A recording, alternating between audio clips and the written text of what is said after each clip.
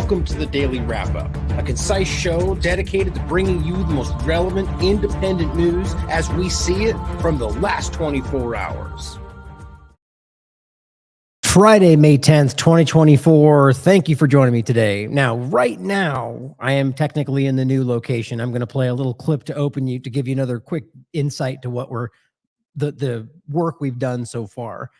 But it's just fun. I just want to, again, shout out to all the people being, all the support we've had in regard to getting the new steps moving and all the support for the things we're dealing with, which I have an update on that as well that I'll give you before we get going. But it's just funny today to express out of the gate, a little personal note, how difficult this process has been, only because I've tried to work the entire time as best I could, which in most cases, it makes more sense to sort of just pause while you get everything going. As you guys can clearly tell, new background every third day, and things are shifting around. It's just right now, I think the sound is a little off because it's all completely cleared out, because we're going to be putting up some sounding and stuff, so it might be a little bit of an echo every day. But the point is, the work is more important than me worrying about the little nuances and problems we may have along the way. So that's what's obviously the point, is what's most important to me and what we do is the work and the information. Whether or not some new person to the show might be, scared away by the fact that we don't have the right background, whatever people think is important. I was on a show with Kevin Barrett today, and frustratingly enough, I wasn't able to get the lighting just because I was in a rush. But same kind of point, that it's an interesting thing that we try to emulate a process or a institution that is something we know to be dishonest. But nonetheless, I think decorum is important. But on that note, here's a little clip that I want to show you about where we're at. And so last time you saw it, there was no walls. And so at this point now, we've got the walls put up. Everything, the sheetrock, which was the last kind of hitch, is now put up. Everything's drying. And so now you can essentially see this main area right here is going to be the whole setup, where one part of it's going to be where I'm doing this now, with sort of a background like I had before. That'll be my office right there. Oh, the other room is going to be sort of like an opening area to kind of separate people coming in from where we might be recording. And, a plan is to have something larger in there that we will also set up for Pirate Stream and whatever else. So just wanted you guys to give an update on that, because I'm excited about what this will become.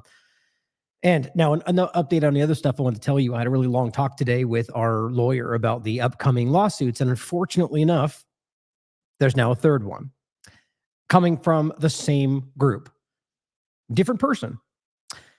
So I talked to him today about this. And the reason the main thing, obviously the rest of what we discussed and what's happening and, the balancing of whether we think it's worth it to keep pushing and fighting, which, the bottom line being that I'm going to lose either way, lawyers' fees and what it costs to go through this process. And then if I lose, I'll end up possibly having to pay their lawyers' fees and all this different stuff, all based on frivolous, ridiculous copyright lawsuits. Now, I'm going to talk about this, but not today, just for interest of time and everything else. But I'm going to probably in the next show or one after that I'm going to make sure I tell you everything that's going on with their names included. I talked to him about this today, and he still recommends that there could be a downside to doing so. But I just feel very clearly that this is and so does my lawyer. And this is not somebody who is necessarily, I don't know what you call it, mainstream or whatever else, somebody who wouldn't just jump to the conclusion that there's something deeper behind this that's going on.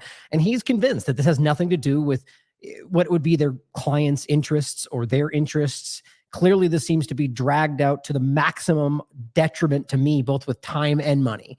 We've laid out what they claim in regard to how much they think these images that we've used, which, as you guys know, I go through my best, everything I do that I think I'm able to do, and able to try to use images that I believe are not copyrighted by somebody else, or things that I believe are Creative Commons. Most of the people in this field know that it's, and by the way, if you know of something, please send it my way. There's not some kind of like reverse image search that you can use to like guarantee whether or not something is copyrighted. There's obvious cases where it's clear. But the point is, on top of that, I've made this clear before, I think, and point to James Corbett's work, I have an issue with the concept of how copyright is done today, and how it's sort of a dying concept in general with the way that the world works and the internet, but it's still there. And I still do my best to observe that. Point being is that these lawsuits have come in regard to things they claim were violating. Action was taken in order to go, okay, if you say that's yours, then I'm happy not to use it. But the point is, it's not about trying to deal with that small issue. It's about trying to penalize me more than is necessary for whatever they think they're owed. And the point being is that when I show them the amount of page views, let's say, that this image was shown, their argument being that I've somehow made all millions of dollars from using this guy's image and so on, I divide that by the page views of the time frame and the total revenue. I mean, it comes out to like $50. Like, it's ridiculous. And they're asking for like 30 grand. I mean, this is like this absurd situation. And one of these, by the way, is something that I think is shockingly rare to people that I talk to in this field, like people that I've been doing this for decades. And they've gotten these and just ignored them. Nothing ever came of it. I've gotten three of them in the last so many months from the same groups with different clients. So somebody is targeting me in this regard. And now we're going through trying to make sure we're checking. I mean, I didn't mean to get into all this today. My point is I'm going to go into this much deeper, like I promised I would. And I plan on talking about the groups they're talking about here, because even according to my lawyer, these are ambulance chasers, for lack of a better term. I mean, we're talking about groups that do this. And this is their entire job. They seek people out to throw frivolous lawsuits out and hope that you settle, which is the interesting point. And there's articles written about these groups from years in the past about how that's what they do. And yet they are refusing to settle for us, even though we're offering far more than it's worth. So all that to be said, we have a long way to go. And that's another reason why I need your support. If you want to see I mean, one of the worries that I have, not to start with such a bad note, is that this will end up being a position where we are unable to afford whatever ultimately happens. Like, let's just hypothetically say we lose one or all of these lawsuits, and that will force me into something like declaring bankruptcy, which is not, what's ridiculous is we're not even remotely where we are with this platform. I mean, we're wildly successful in every possible way. The fact that we're hiring new people and bringing on new writers, I mean, clearly we're doing well. And this is the idea that this would be declaring bankruptcy is so absurdly frustrating, because it's only because of this manipulative situation and trying to hurt this platform for very obvious reasons, in my opinion. But all that's to be said, we're going to keep fighting no matter what. And even if I am having to do that, I'm not going to stop doing this. I'll probably flee to some actual pirate situation on a ship somewhere and broadcast pirate radio, and I'll still be TLAV no matter what they say. The point is that would be, I argue, the only thing they'd be going after, to go through this process in order to seize the domain name and the name itself and do things with that and manipulate the whole situation. But because of you guys, we can continue. So I just need your support in all of that. But more importantly than any of that, to maintain the work that we're currently doing, the work of Derek and Robert and Whitney and Taylor and Matt and Jason with the stuff on Twitter. I mean, it's just doing amazing work. So I'm going to start. We're going to go over today a quick section just to give you some shout outs, some work that just came out, and some stuff around some medical freedom conversations that I think are important. And by the way, I do have an entire, like a whole bunch of stuff that I've pulled off that I want to, whether it's in the same day or its own show, which is I find difficult with how much happens every day around foreign policy right now. I'm going to make sure I take time to do just a focus on things that are not related to foreign policy, because there's really a lot to catch up on in regard to medical freedom itself, even COVID-19 conversations, tuberculosis outbreaks, they claim. I mean, all sorts of stuff. New COVID variants, new mRNA shots that, I mean, it's just crazy. And I'm going to have a couple of points I'll make today.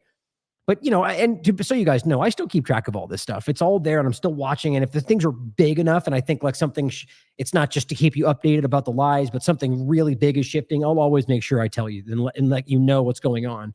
But on that note as well, make sure you're watching other independent media. Don't just watch The Last American Vagabond. You're rarely going to hear that from anybody in this field, but it's important that you do, because you need to make sure you're broadening your perspectives and listening to other people and considering other opinions, even from myself. Now, we're also going to get into an important development right out of the gate in regard to the United Nations and how this is a shifting. I mean, it's been shifting for a long time, but since October 7th, the conversation around Israel-occupied Palestine has just completely shifted. Like it's in its entirely new zone at this point. And I don't know whether, I mean, I feel that there are elements of this. Like, for instance, people like Francesca Albanese and different people that are parts of the UN apparatus, I genuinely think that they're fighting for the oppressed people of Palestine. Now, I could be wrong. I'm not saying we know for sure. I'd never speak on people's intentions or what they secretly think, because we're not stupid like the independent media or the mainstream alternative media. But I still believe there are parts of that. That's to say, though, that I think that it's, whether or not you believe the change, the shift is genuine, it is still something that we should be pointing out, highlighting, and trying to use for the genuine shift that we want to see happen. And realize that I think in media, government, the international bodies, there are people now that are beginning to shift because they recognize that we're going to, whether they do or not. That's an important middle part in that. That doesn't mean it's still a positive to see them being forced to shift, but we have to remember that not all of them really believe what they're talking about.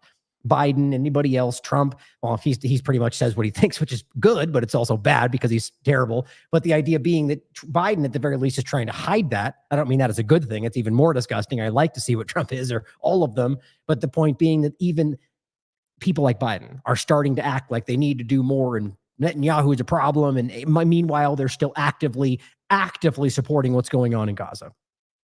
And plenty of other things we'll get to, campus protests and some other developments if we have time, and we'll see if we get there. I want to start with a shout out to a really important conversation we had with Zoe Smith, who is a medical coder, whistleblower around the COVID-19 conversation. Now, if you haven't, I should grab this as well. It's an important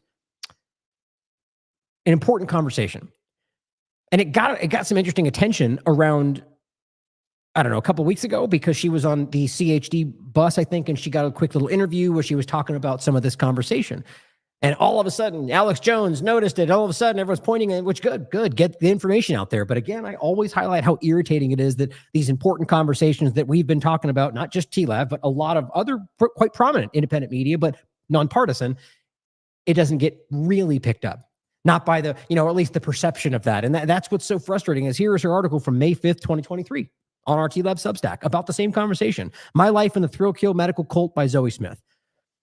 Very important conversation. And this discussion we had on May 9th, 2024 was just about highlighting this going forward and the discussion of what she saw as a medical coder. The thing I highlight in the interview I love is her framing of this as sort of a so you guys remember or understand. I would say remember because I think we've talked about it before, but as I write here, as a witnessed the alleged I'll just read it. Here we discuss what she witnessed, during the alleged pandemic while working as a medical coder, one who translates medical data into standardized codes used for billing, insurance claims, and medical research. And all departments submit their codes for treatments given treatments given and actions taken, giving the medical coder a unique national medical overview.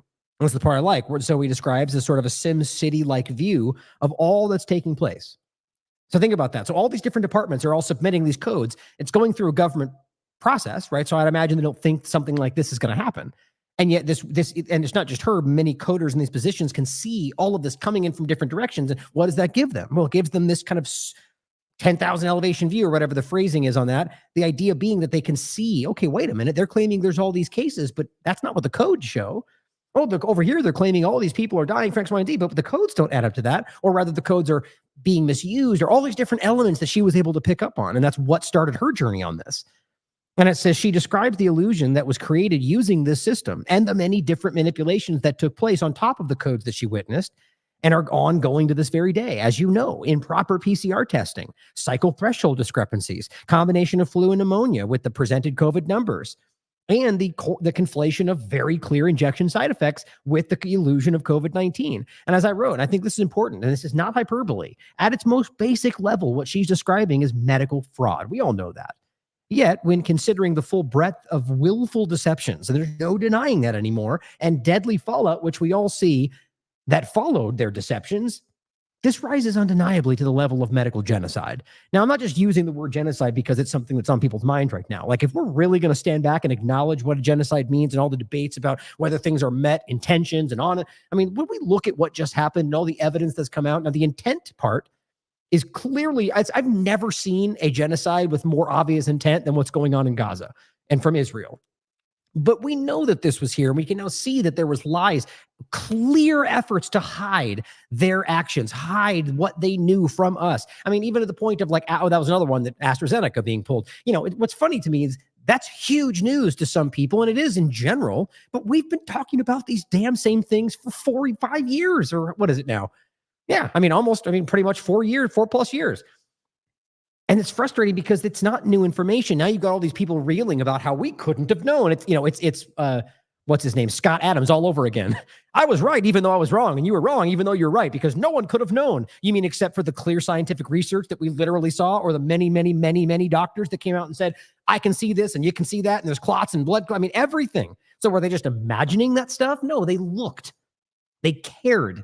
Or someone like Cuomo going on one of these shows and saying that, oh, well, we were given bad information. So what you're admitting is you blindly trusted things that were handed to you. That's not journalism, you moron. That's complete blind ignorance to what you're told is the story. Yet here they are trotting them out on some of these mainstream alternative media channels as if there's some new heroes in this conversation. Now, it could be that they genuinely want to do good, but overall, they should not be regarded as somehow championing this conversation. And a lot of people have picked up on this. We're now being redirected into some new situation where we act like, well, I mean, we pointed this out in 2021. We predicted this would happen at some point because it always does. Where at some point when they have lost enough, they shift into, well, it was kind of bad, and we'll throw you a fraction of the bone that is there. What will end up making it like, well, if we just had vaccinated more, or if we listened to the right person, or if it was the Democrats instead of Trump that controlled it, and people fall for it. Make sure you watch this if you want to understand the deeper, provable reality. And by the way, I'll actually include this too. I always do because this is such an important part of this. In regard to not proving that this is a fake or an illusion. I mean, I take that back. I would argue it proves it's an illusion, but whether it's fake is up for you to decide. The point is, Denny Rancourt, his PhD and his amazing work on this has proven, and it's not hard to recognize this if you actually look at all the information, that the data itself proves that the whole thing was an illusion. Not that it was necessarily fake. I think those things are one and the same, but my point is that his argument is that if you look at the information, you can prove that you did not need some kind of a new pandemic to make it look the way it did.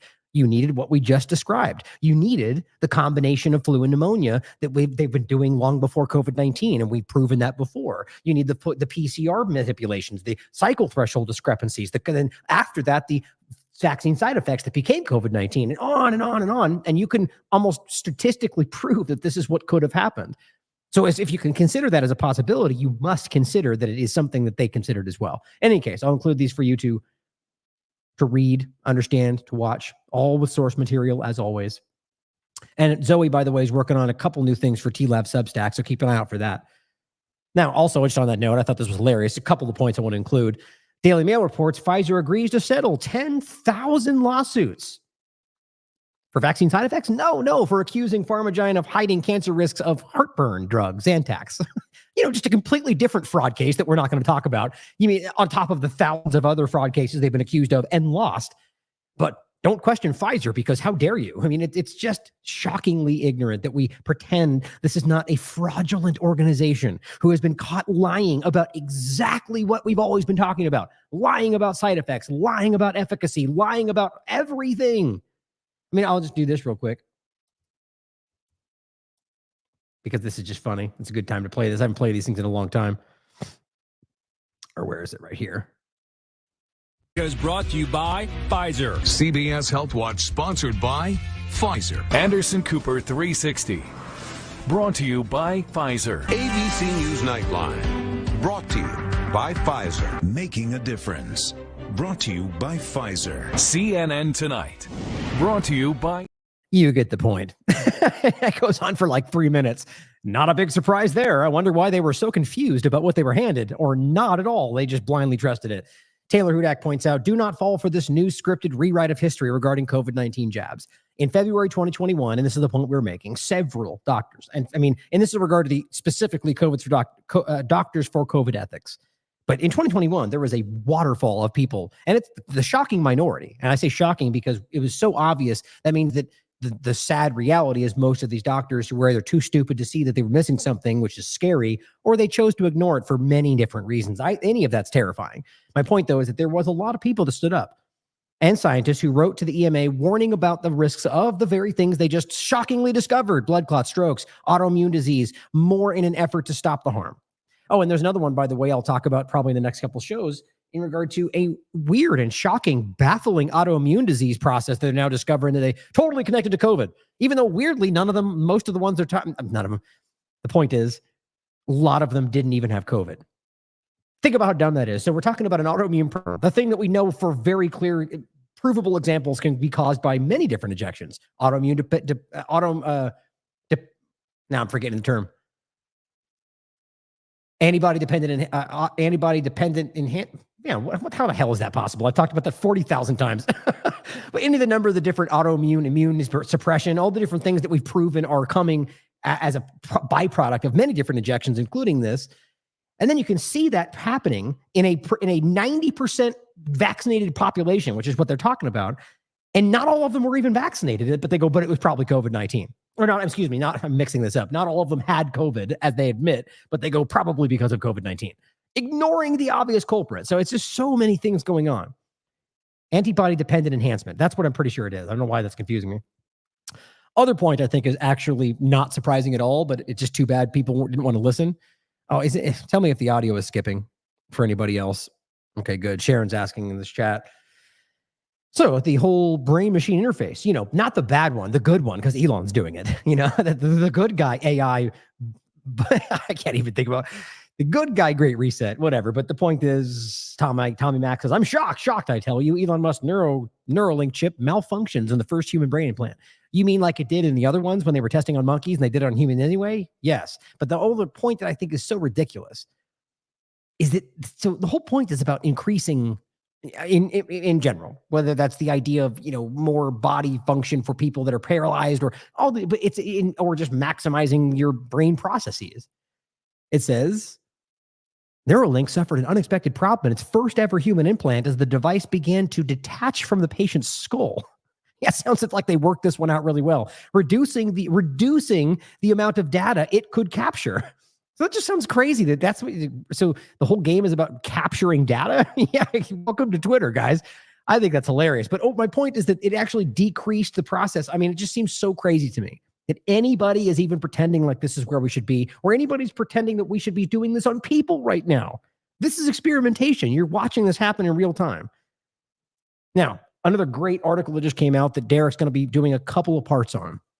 And this is a very contentious topic because this company, Bethany Christian Services, is very litigious. They sue constantly for stuff. So he'll probably get another lawsuit coming our way for this very objective and fact-based reporting.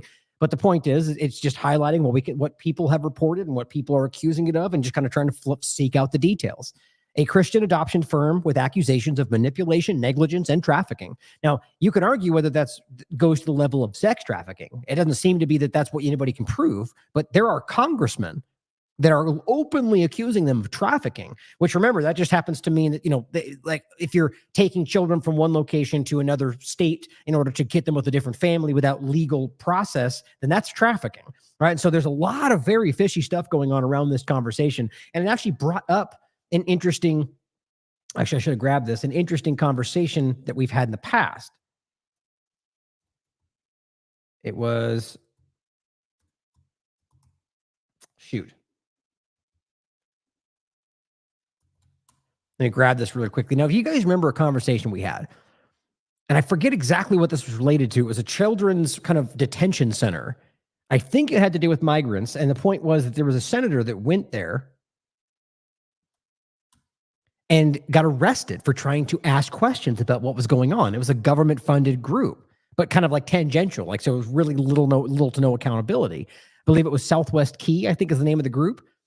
It's interesting, the overlap to this in regard to how just the general concept of how government, even just taking CPS, for example, or any kind of children protecting services, there's so much that goes on in these systems that they'll admit that's just shocking to most people, that even themselves, the people that have worked there will admit that there's like a pipeline.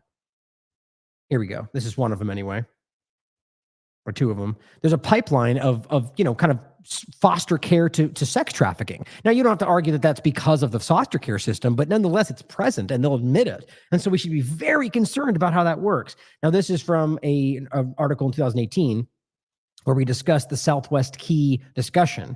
But here's the article discussing the main point, which is another Southwest Key employee charged with sexually abusing children. And this one's from 2018. Now, if you remember the conversation, I think it was, I forget his name. Oh, just watch the show. I just went over it again recently.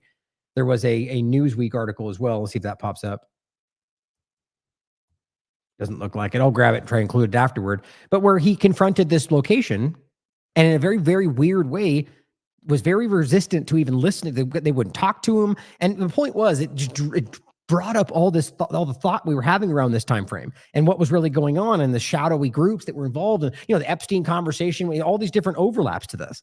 So he's going to follow up on this in regard. And that's in no way to suggest that that is exactly what we're talking about, this group. It's just that there are now accusations here, and it's very important to follow up on these things when we're dealing with children, especially talking about the overlap to foreign policy. Like we've talked about with David Hamblin, these different conversations, the overlap with the Mormon Church conversation, or there was that issue with the trafficking. Again, same point about children being adopted from Ukraine. There's just all these very weird, and the point is that most of these people in government positions, they just feel like they're above the law. Even if it's small things, they feel like they're skirting. It's still, very alarming. And overlapping that with foreign policy, I think, is the important consideration from places like Syria, where there has been articles written about where are all the lost children from Syria, hundreds of thousands where people just can't account for. I think we know what's going on there, and I think it's very alarming. And I'm not saying we know who, but it seems like nobody cares to find out. So things like this that really worry me. So Derek's going to be following up on this. Also, before we start into the main point today, I want to make sure you didn't miss this. It's not new because this is like Tuesday for us. In the last week, and this is from last week, the 9th I posted this, TLAV has been blocked from streaming on Instagram. Right now, we're still blocked.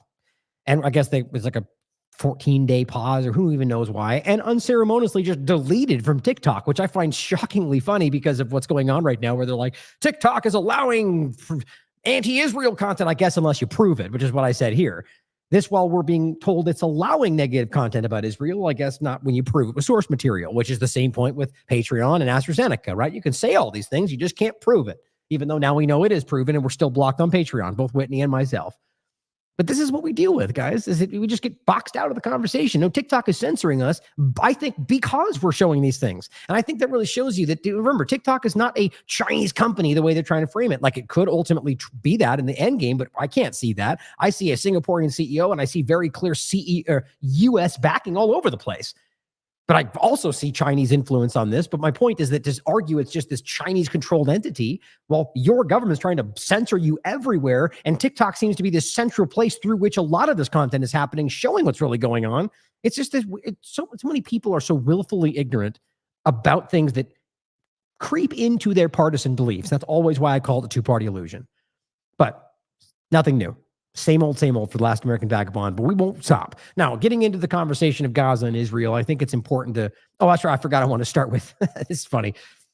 Orwell shared this with me, so it's kind of a ridiculous story, but it seems to be real. Hundreds of hornets, they say bees in this quote, so I'm not sure if it's hornets or bees, I guess you can call them kind of interchangeably, attack IDF soldiers in southern Gaza. That's interesting. And I said, well, bees can smell fear, so I think seems to make sense to me. And the point is, they say, I have never seen a similar case of hundreds of bees attacking like this. It's just funny to me.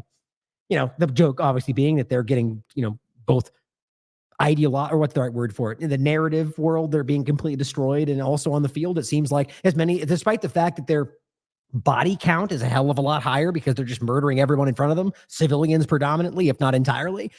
They're losing in every possible way. And everyone, including Israel, admits that. And Israel Society, Haaretz articles, they're kind of like, we need to be honest. Israel lost, and they're openly saying that now. So I think they're scared, guys. I think we all know that. So I think that's pretty funny, but it's also very true. Not that they attack them because they're scared, but why not make a joke out of it? Now, I wanted to start with this because I found this to be wildly entertaining. And there's a lot of interesting points to make about this that go both ways. Now, what we're going to see here, a great clip from Zasquirrel, who I also agree is, as much as he gets a lot of engagement, I think he's shockingly suppressed on this platform. And it just shows you how much reach they get anyway, and just organically, because people like us share it, and people, that I think that's the same with us. We're still, slowly growing, even though occasionally I'll see it drop like 300 followers and just have to go back up again. And I think we all deal with that. But I just don't care. I don't even talk about it anymore. The point, though, is that I think you go inch by inch, very slow, despite the fact that that we're much more reach. A lot of us do. On that point aside, this is a great clip where he's talking about Zbigniew Brzezinski, who, if you don't know Zbigniew Brzezinski, it's a lot to get into, but just look up the information around his ties to the U.S. government in the beginning of like the 70s in regard to the balkanization of the Middle East and the plans that he put forward and kind of the thoughts he's had about what kind of laid the groundwork for what we're still going through right now, all throughout the Middle East. And what's fascinating about this is he's talking with Joe Scarborough, who is, first and foremost, he is Brzezinski's the father of Mika Brzezinski, who is sitting right next to Joe. And what's hilarious about this whole back and forth is that first and foremost, I think that there's an important difference of the old guard, new guard kind of conversation here, where you've got people like Brzezinski who are sort of unabashedly authoritarian in a way, like I think clearly, but like the idea being that they don't seem like they try to hide it. And they're happy to have like unfiltered conversations, a lot of them. And at least that was a lot back then. And some of them like this, like at this point, about how, yeah, we should do that, or we should occupy that country, or we should, that kind of a thing. And what's funny is he's talking to somebody like Joe, who I argue is like the new guard, which is not even meant to be a positive thing. I think these people are just puppets, quite frankly. Like that's the shift, is you went away from this idea that, it's like going from the War Department, which is what it was originally called, to calling it the Department of Defense, right? Well, it's not about defense. It's about war. The department, that's what they do. But they knew that you would like it better if they called it defense instead of war, sort of like Israel's defending itself as opposed to waging war. It's how they play the game.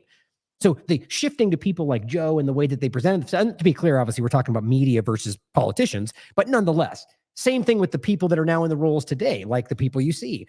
I think they're bad at this in a lot of ways compared to people like him. And I also think that they're more willing to hide literally everything, which makes people see right through them to a large degree.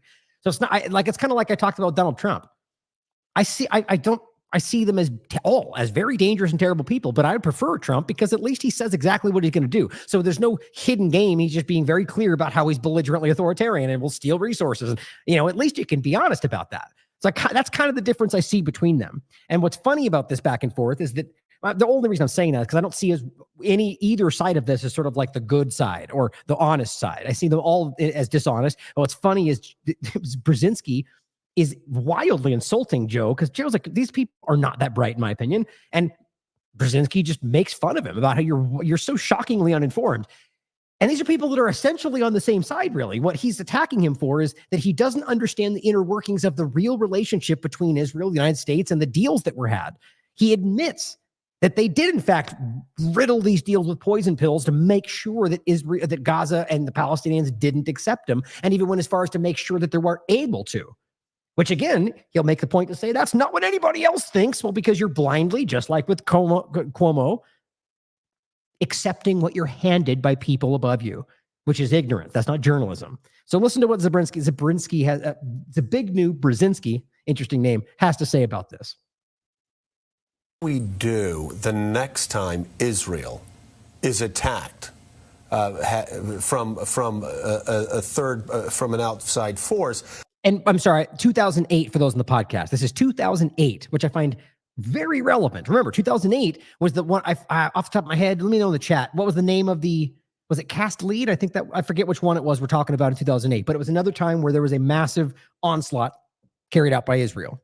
What do we do at that point? That's the wrong question. No, that's not the wrong question, because we never get the condemnation of Hamas or Hezbollah. It's always after Israel responds to defending itself. No, it's not. The problem is that this conflict has lasted for years, and the United States has been largely passive.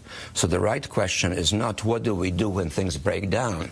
The right question is what do we do to avoid a breakdown by being engaged seriously in the peace process. Okay, so I think what he means, and you want my honest opinion, is that what he's saying is we need to be more involved to make sure we can manipulate the understanding of what's going on. That's kind of what just so you get what I'm saying about how they're both sort of arguing we need to lie about I think they're both unabashedly on the side of Israel, quite frankly. And for the past 8 years, we haven't been. And that's why we have the mess like we have right now in our hands. You can't blame what is happening in Israel right now on the Bush administration. Yes, you can. No, you can't. Well, look, Joe. Let's go back to 2000, Dr. Brzezinski. You and I both know Bill Clinton gave... I'm sorry. One more time. Just look at this. This is just so entertaining to me. Look at Mika. Look at the camera. So we have to understand. So this is Mika's father, right? And they're together, right? So this is wildly uncomfortable because he's... they're kind of like, this is like the father-in-law, and they're kind of like butting heads about what the reality is. And let's be clear, Brzezinski is wildly more informed about what's going on because, frankly, he set the table for what they're talking about. So it's hilarious to see Joe act like he knows what he's talking about. And I think that's kind of what spun Brzezinski to kind of push back on him. But watch Mika look at the camera. You can. No, you can't. Well, look, Joe. Let's go back to 2000, Dr. Brzezinski. you and I both know Bill Clinton gave Arafat and the Palestinians everything they could have wanted. Such a stunningly superficial knowledge of what went on that it's almost embarrassing to listen to you. It's almost embarrassing to listen to you. These are people that are put forward as like the in-the-know journalist, and even though it's like the Morning Joe, it's like the bottom of the barrel of the informed journalist or the way they present it, but still they present them as somehow being in the know, and they're, he's just like, you're embarrassing right now. I love it. If you were to look more closely at what happened in the Clinton Camp David discussions, you would know that what you have just said is absolutely wrong. There were all sorts of provisions and catches to the so-called proposal. Meaning that there were they made sure that it would look outwardly like something that was Palestine refusing it, but they put those there to make sure that it wouldn't work, is what he's describing. And it wasn't rejected. The negotiations went on in Taba, and then there were elections in Israel, and Sharon came in, and everything got aborted. In the last 8 years, we had a policy. Meaning that the person who got elected after that sort of put a stop to it. But see, the narrative from the U.S. government was to argue that that was the... And what do you hear from Clinton? Both of them, by the way, and everybody else. They walked away. Arafat walked away, which is what Joe says, because he's repeating things he knows nothing about. But it's not the truth. Isn't it funny how these basic realities that he knows he was involved, and he's telling you that's not what happened, yet nonetheless, the organized, propagandized narrative that gets set in stone that all these mindless journalists that are in the know repeat because that's what their job is and they don't even know any better, say it all the time. And so a lie repeated becomes the truth. In which we have proclaimed an interest in peace. Condi Rice has traveled 16 times in 21 months to the region, proclaiming you must do this, you must do that, but the United States never exerted itself. So the issue that Obama faces, and that's a question that you raised, is are we going to be sitting there issuing condemnations, whether it's of Hamas? By the way, look at what the lower third says. Israel defense minister says country in, quote, war to bitter end with Hamas. I mean, it's just so insulting that we can't grasp. I mean, today people have shifted. There's no putting this genie back in the bottle. This is out. People are seeing it now. But think about how long this has been going on. And it's the same old cycle of nonsense. It's just that people are finally finding the courage within the power structures, usually because we're giving them so much pressure that they feel like they either see a benefit in doing it or they have to. It's now coming out. I just think that's crazy. To the region, proclaiming you must do this, you must do that, but the United States never exerted itself. So the issue that Obama faces, and that's a question that you raised, is are we going to be sitting there issuing condemnations, whether it's of Hamas or of Israel or anybody else, or are we going to be seriously engaged in the peace process? That is the question. We have another block, and I'm very excited about that because I'm stunningly superficial. Chief, I look forward to you educating me and the rest of America. He really tried to make a joke out of it, but it wasn't a joke, right? He wasn't being funny. You're stunningly superficial and uninformed. Yeah, it's just, I guess that's the best you can do is try to soften the edge. Hold on. The rest of America and the rest of the foreign policy community who have said time and again, Arafat walked away from the best deal he could have got. Don't you love this? Now, look, what's funny is they try to roll him out with the music. They're like, cut him, stop, because it gets more tense towards the end. But what's funny, so what he's saying is basically to the person who was there, who was involved with the process, well, you have to talk to the rest of foreign policy community, whatever that means, just the general community. Like there's not some differing opinions. Like, that's the point. It's like with, 4 out of 5 doctors disagree. That kind of nonsense they throw at you. All doctors agree, safe and effective. Well, how'd that work out? It's so silly. And the point is, he's just saying that this is what my betters tell me everyone thinks. So you're silly for not agreeing. I don't even think they recognize how ignorant that makes them look. He doesn't know what he's talking about. America and the rest of the foreign policy community and the rest of America, hold on, the rest of America and the rest of the foreign policy community who have said time and again, Arafat walked away from the best deal he could have got, and that the Palestinians never miss an opportunity to miss an opportunity. Do you hear what he said? You don't have the facts, you're repeating slogans.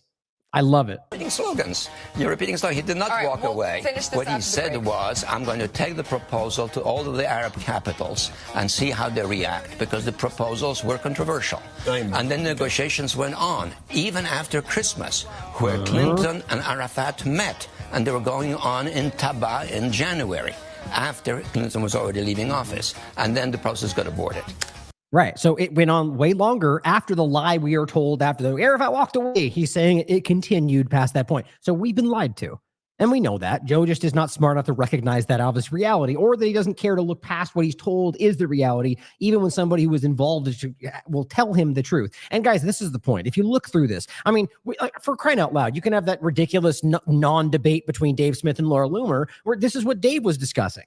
You know, my point is that the information is out there. If you care to look past the controlled, government narrative managers that hand down information, which a lot of the mainstream alternative media also look to. It's helpful to know a little bit about it. It's very exciting, Chief. Sorry I'm stopping it so much. I know you guys hate it in general, but it's just so perfect how Mika she's giving him the hook, trying to like pull him off. Okay, guys, let's go to break. And he just doesn't stop. He's trying to laugh about this, but guys, this must be really embarrassing for him. And Arafat met, and they were going on in Taba in January, after Clinton was already leaving office, and then the process got aborted.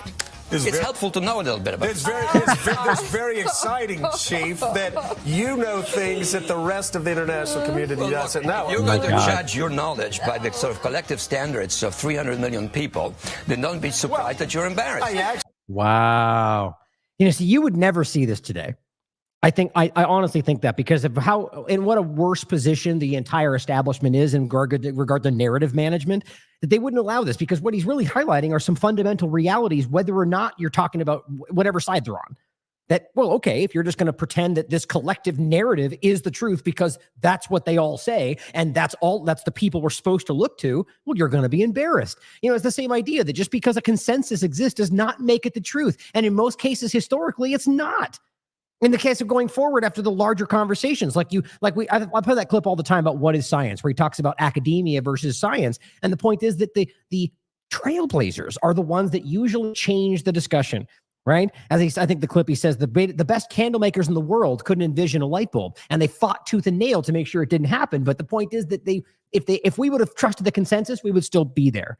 Right? It's just so constant how that happens. So important clip. It really is. I'm not embarrassed. I read the New York Times, the Washington Post, and Foreign Affairs. You should be embarrassed by that. you just admitted I just read the propaganda outlets and I repeat what I'm told. You know what I'm going to do? I'm going to throw those away, and anytime I have a question, I'm going to call you up. Let me spell it to you. TABA, TABA negotiations. Look them up. It will be helpful. I'll do that.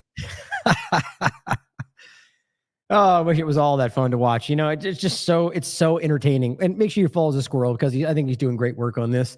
So let's talk about the UN conversation, because this is actually, again, really powerful. What's being done here, and not to say that we, again, I hate that we even have to always do that, but there's some out there that would then take pointing to what their decision is as a positive thing somehow to mean, even though we didn't say it, that we support everything the UN does, which no one should ever be that broad stroking, but it's very common today, or assumptive rather. The point is that the UN is a multifaceted entity with multifaceted opinions amongst there's groups and there's, but when you talk about the entity itself, right? Not the different states involved in the voting process or the different tangential groups and the people involved in that, but the actual entity, all of it really, question everything. I don't trust any of these groups, but the entity itself, I'm very concerned about. I always have been, because of a lot of different conversations, especially when it comes to things like global government. But in the context of just the UN General Assembly, right? We're talking about nation states and the voting around topics. And so you could argue that not all of them, like we said before, care about the Palestinian people, but I argue some of them do. And I argue that many of them just see an interest in siding correctly, being on the right side of history, whether they care or not. So here's where we are, where we're having a UN General Assembly. Remember that it's on the Security Council, there's vetoes. In this case, there's not. And the point being that they could pass this, but realizing that they would need the Security Council to sort of enshrine whether Palestine would be accepted in regard to the UN and its body. But we already saw how the United States and Israel, being the primary resistance aspects to this, would veto this or vote down the possibility of Palestine being a part of it, while they pretend they've always wanted that. Like everything else. We want a ceasefire, veto. We want peace, veto. They don't want any of the things. They just want to pretend they do. But what's happening now? As he writes, Arnaud Bertrand writes, this is a big deal and totally unprecedented. Today, the UN General Assembly, not the Security Council, so no veto possible, will vote on a resolution that grants Palestine, that place that doesn't exist according to the Zionists, almost the full rights and privileges of a member. Quote, even if the United Nations Security Council fails to admit Palestine. So that's ultimately the point, is they almost full is the idea. And that, I guess the only way they can go around it, because if they just said you have all the rights of a member of the United Nations, and then the Security Council vetoes it with the U.S. guarantee they will, there would be a discrepancy there. So what they're really doing is kind of, admittedly, working around the normal process. Now, you can see that as dishonest, or you can recognize that the reality of one nation state vetoing what everybody else wants and acting like that's the normal process, that's the dishonest reality of this, guys. And so the point is, they're now going to make it in a way where they can give them essentially the ability to push back within the body. And even if they don't admit them, they'll still have almost full rights and privileges. It gives them a voice more than ever before. Now, it says this is designed to bypass the U.S. veto on Security Council and is virtually guaranteed to be approved given the overwhelming support that Palestine has among the UN member states, which is the whole point. It's only Israel and the United States and occasionally the UK that are pushing back on this, most always. It says the resolution would enable Palestine to sit among member states alphabetically, speak on any agenda item in the UN, address international groups on its behalf, and submit resolutions in its name. I mean, that's the important stuff. It even gives Palestine the right to vote in a specific context in international conferences convened under the auspices of the General Assembly, although they still wouldn't have the right to vote in the General Assembly itself, as you cannot do so without the Security Council approval for this. I mean, this is one of the reasons why a lot of us recognize the entire concept of the UN right now is completely broken because of I argue that I don't see a true need for what this is outside of the kind of awareness, let's say, of the reality of what other states are doing. There's a level of like forced accountability that can happen through this process, but we must realize that this whole thing has been weaponized against sovereignty for a very long time. Now, it doesn't mean it can't work in positive ways like I think we're seeing here, but it still worries me. The whole thing, the idea of the UN and the WHO and what they actually do very much concerns me, just to make sure we're clear on that. But it doesn't mean we should ignore the positive steps that are taken in a system that doesn't seem to want to remove what this is. Now, it says U.S. law indeed, and doesn't mean we should stop trying, by the way. U.S. law indeed requires that the U.S. defunds global institutions that admit Palestine as a member, right? So think about that, which tells you everything you need to know about the U.S.'s actual commitment to the two-state solution. They're making sure it never happens. It says, so we're likely on the eve of another major battle between the rules-based international order, which is the exact opposite of that, and international law, where the U.S. might, as insane as it sounds, choose to defund the United Nations, which, again, it's an interesting issue right there, right? Because I'm not necessarily going to be against that.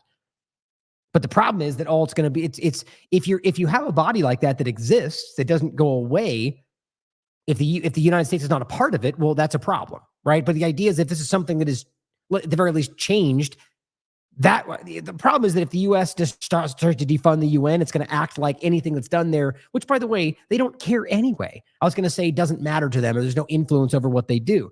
It's a very complicated situation. The bottom line is that what the U.S. and Israel are doing are egregiously immoral, unjust, and illegal.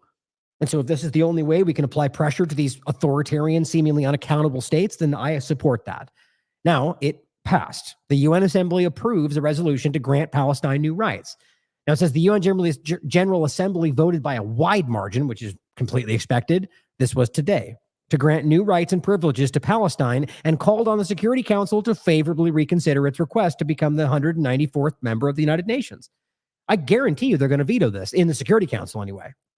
Now, if they don't, that would be very interesting, because that would at least be a huge statement against. I mean, that would show you that the United States has recognized that the juice is just no longer worth the squeeze. We cannot do this anymore, which I find it hard to believe that if they waited this long, I don't see why they would wait. They'll veto this as well. It says the United States vetoed a widely backed council resolution on April 18th that would have paved the way for a full United Nations membership for Palestine. Now, here's the main thing that they're claiming. Ambassador Robert Wood said this. He says, we've been very clear from the beginning. There is a process for obtaining full membership of the United Nations, the process they keep vetoing. And this effort by some of the Arab countries and the Palestinians is trying to go around this. Well, okay, so explain for me. This is like claiming that legal armed resistance or even the BDS movement is somehow a problem when all you're doing is saying, you can't do this, so do it the right way. And they go through some legal channel and you go, that's also terrorism. The point is nothing is acceptable. So if you're going, you have to go this way, and you built a 100-foot wall on that road, where are they? So if they try to go around that road, suddenly they're criminals. You're the one that's stopping them from going this route that you claim is the only way they should be going. Isn't that ridiculous? And he says, we said from the beginning, the best way to ensure their full membership is to do so with negotiations with Israel. Of course.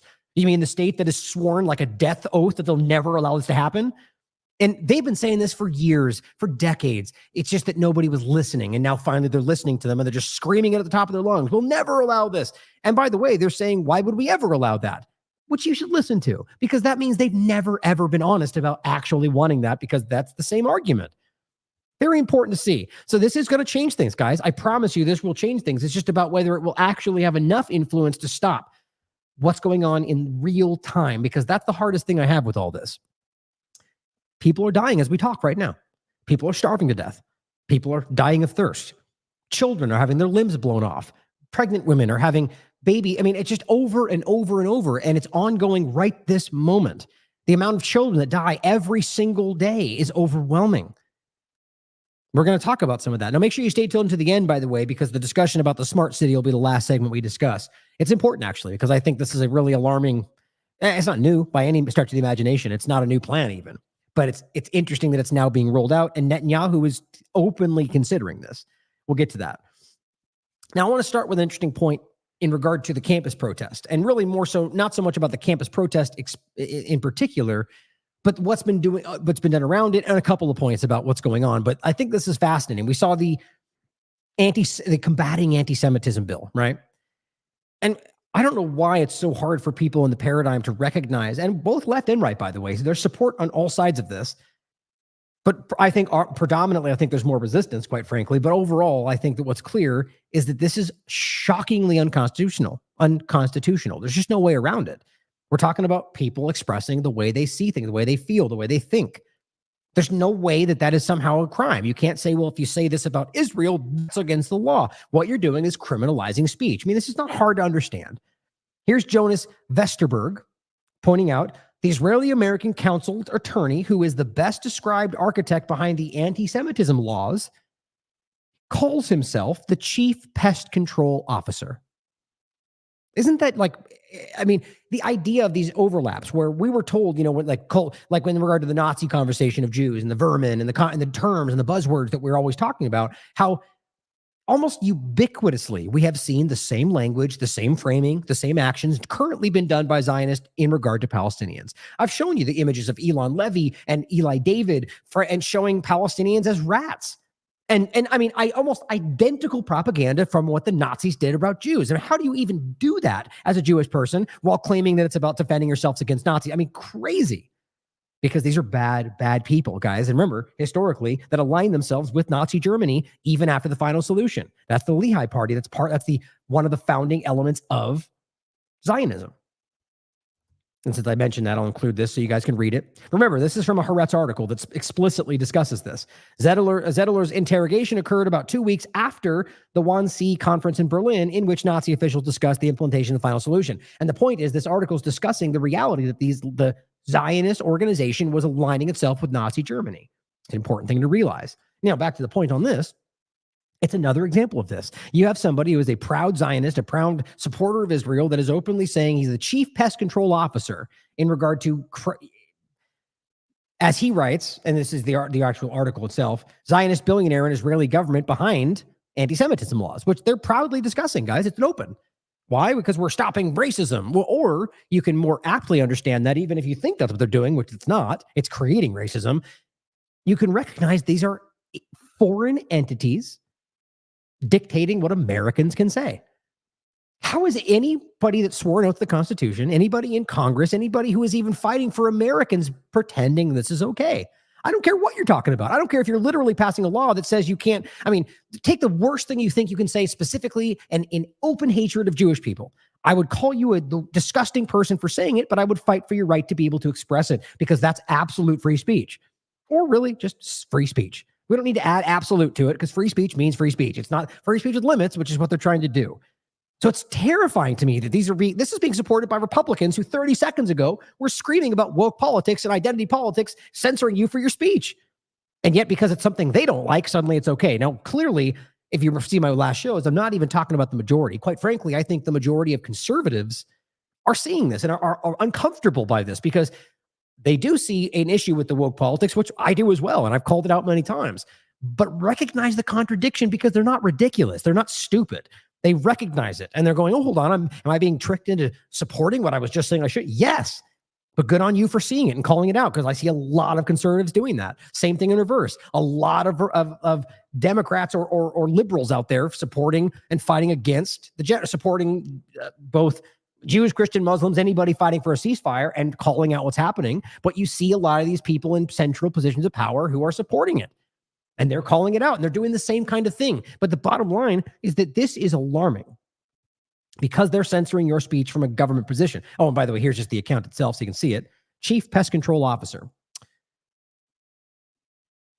Now, just my point in all this, and that is just to recognize just obviously that the claim. So what you're doing, if you're calling out Zionism, you're a pest, and he's a pest control. So how do you not take that as what it sounds like? But in any case, they're proudly telling you that we're behind this and that we're going to censor you, and that's okay. And you know why? Because as Censored Man pointed out, and we've played this for you before.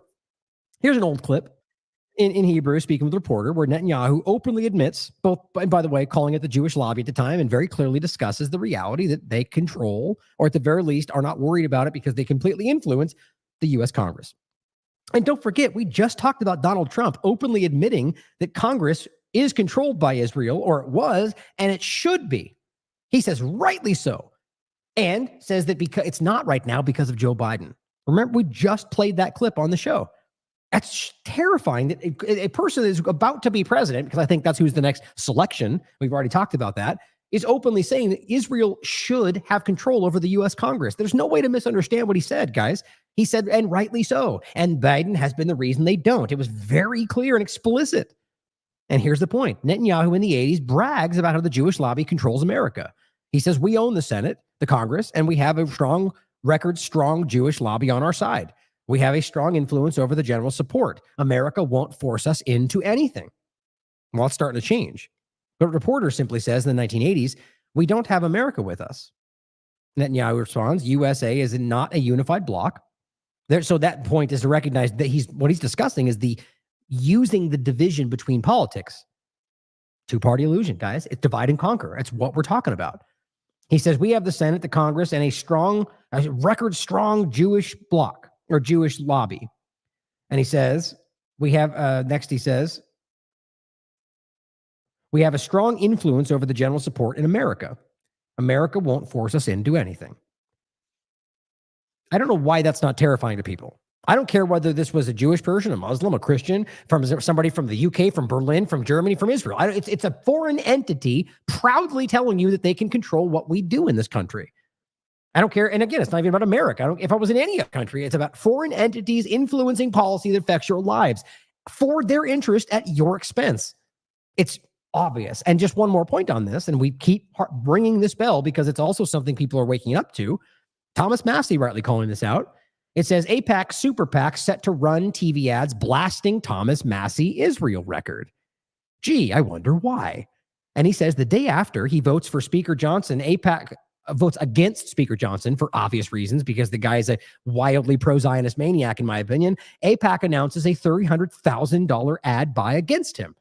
I hope Americans see what's happening here. Now realize, guys, we just made this point, and I made this point on a recent show I was on as well. Well, here's what we're talking about. If you don't remember the idea of lobbying in general, what they claim it's supposed to be, they swear up and down. It's not bribery. We're just funding groups that, political campaigns that we support.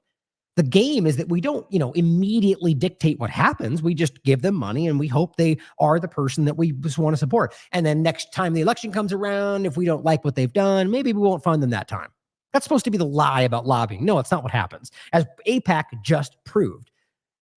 Immediately after a vote on the emergency Israel bill, the Republicans that did not vote for it, APAC yanked certain funding. How do you not take that as APAC immediately influencing the outcome of policy? That's supposed to be the biggest that is what they swear lobbying is not doing, even though we all know it is. So here's another example where they're immediately after choices this is supposed to be a representative of American interest. He's supposed to be, and I don't agree with any of this, but he's supposed to be the living embodiment of the will of his constituents, right?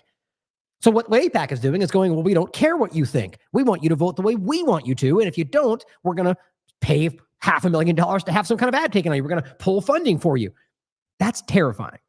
No matter what entity, no matter what group it comes from, no matter what interest it supports, this is a lobbying group in interest of a foreign country who is influencing the outcome in real time of policy in this country at the expense of Americans. It's not an American. They're trying to pretend to be a U.S. group. It's very clearly in the interest of a foreign country, and it's no way around it. Now, let's talk about the campus protests in that regard. And how, first of all, just to see that this hasn't stopped. It's gone global, as we just talked about recently. It is a global effort. That's not woke left politics and George Soros and the CIA, like Alex Jones would tell you. We should very genuinely always consider that influence. Don't forget, we talked about the funding. Derek Rose wrote a great article for it on conscious resistance. The point being that the only thing I can prove, which is what we should care about, is a funding that took place from 2019 to 2021 for a fraction of what they're using today to one of the groups. And there are many groups on multiple group areas. And again, it's global at this point. There are people in Japan and Germany and all over the world now doing these in their own ways. And to just wash that away as all CIA and George Soros, which you know, of all people, I'm immediately looking for things like that, the hallmarks of CIA, National Endowment for Democracy, whatever. But as far as I can tell, this is not what's happening. And I'm always going to be on guard for that. And what we're seeing is a massive movement, which I can guarantee you is already trying to be influenced. And I make this point every time. Either side of anything important going on, you will find people trying to fund it, trying to influence it, trying to co-opt it. Again, I make the point I make about the Occupy Wall Street movement, which, by the way, this feels very reminiscent of. It was very clearly something that was an organic thing that started, and we can prove, because this later came out, that there was an FBI entity that rose to the top of this and kind of drove the whole damn thing to the ground, made it look like some ridiculous carnival as opposed to the real thing that it began as, just trying to raise awareness about the obvious problems that obviously, 2008 and everything else. It's very clear that these groups were criminals. But my point is, this is what we're dealing with again, that we have very clear groups that have learned lessons from the 60s movement, from the Vietnam protests, from apartheid, very clearly realizing that if we talk to the media of any kind, that we could be misrepresented. It's about trying to raise the awareness about the one issue. Bottom line, you should consider what they're saying. Don't blindly support or blindly follow anything. Question everything. Consider all possibilities. But if you can't see at this point that what this is drawing attention to is the most obvious crime taking place on the planet right now, which is no way to diminish other very serious crimes going on, like in the Congo or Myanmar or anywhere else. It's just to recognize that this is the most obvious and most central point that is truly unraveling their entire control over all the rest of those stories and their involvement in those as well, like Israel and the United States, that we have proven in places like Congo, for example, in regard to the diamond trade, in regard to mining of rare earth minerals and all these different things. But back to this point, Breaking Through News highlights that MIT students and grad workers have maintained an hours-long picket despite brutal arrests, as you can see in the image. Cops just randomly pushing students, which was crazy to me. Have maintained hours-long picket despite brutal arrests at the university building that houses an $11 million Israeli drone project. Why in the world are these colleges even invested in foreign policy merchants of death? I don't understand that. I mean, I do, but it shouldn't be the case. Now, they speak with the president of MIT Grad Union. You can listen for yourself. This is ongoing, is the point. Now, here's something that Caitlin Johnstone said, and I find this to be really interesting. A recent discussion between Blinken and what was his name again? We just talked about him. He's the Palantir guy. Ash, what was his name? That wasn't his name, was it? Let me just read through it. Oh, Karp. Karp was his name. CEO of Palantir.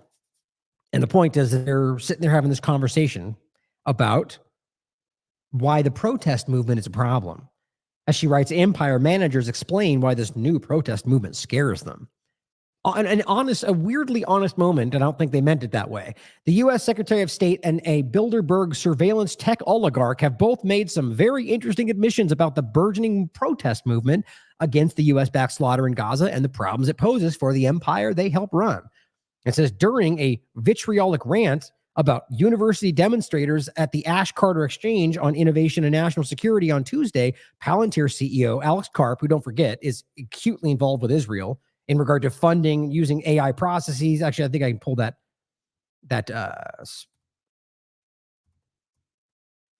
Yep, right there. Or no, is that the one? This is an older article, I think. But we recently covered up Palantir investing in what's going on in Israel. This one we talked about recently. The PayPal offshoot becomes a weapon in the war against whistleblowers or anything that we're doing that they don't like. Let's do this. Oh, this one. Here we go. We wrote about it in the website as well, but this is just the discussion so you can look at it for yourself. Bloomberg article, Palantir and Israel agree. If it'll load for me.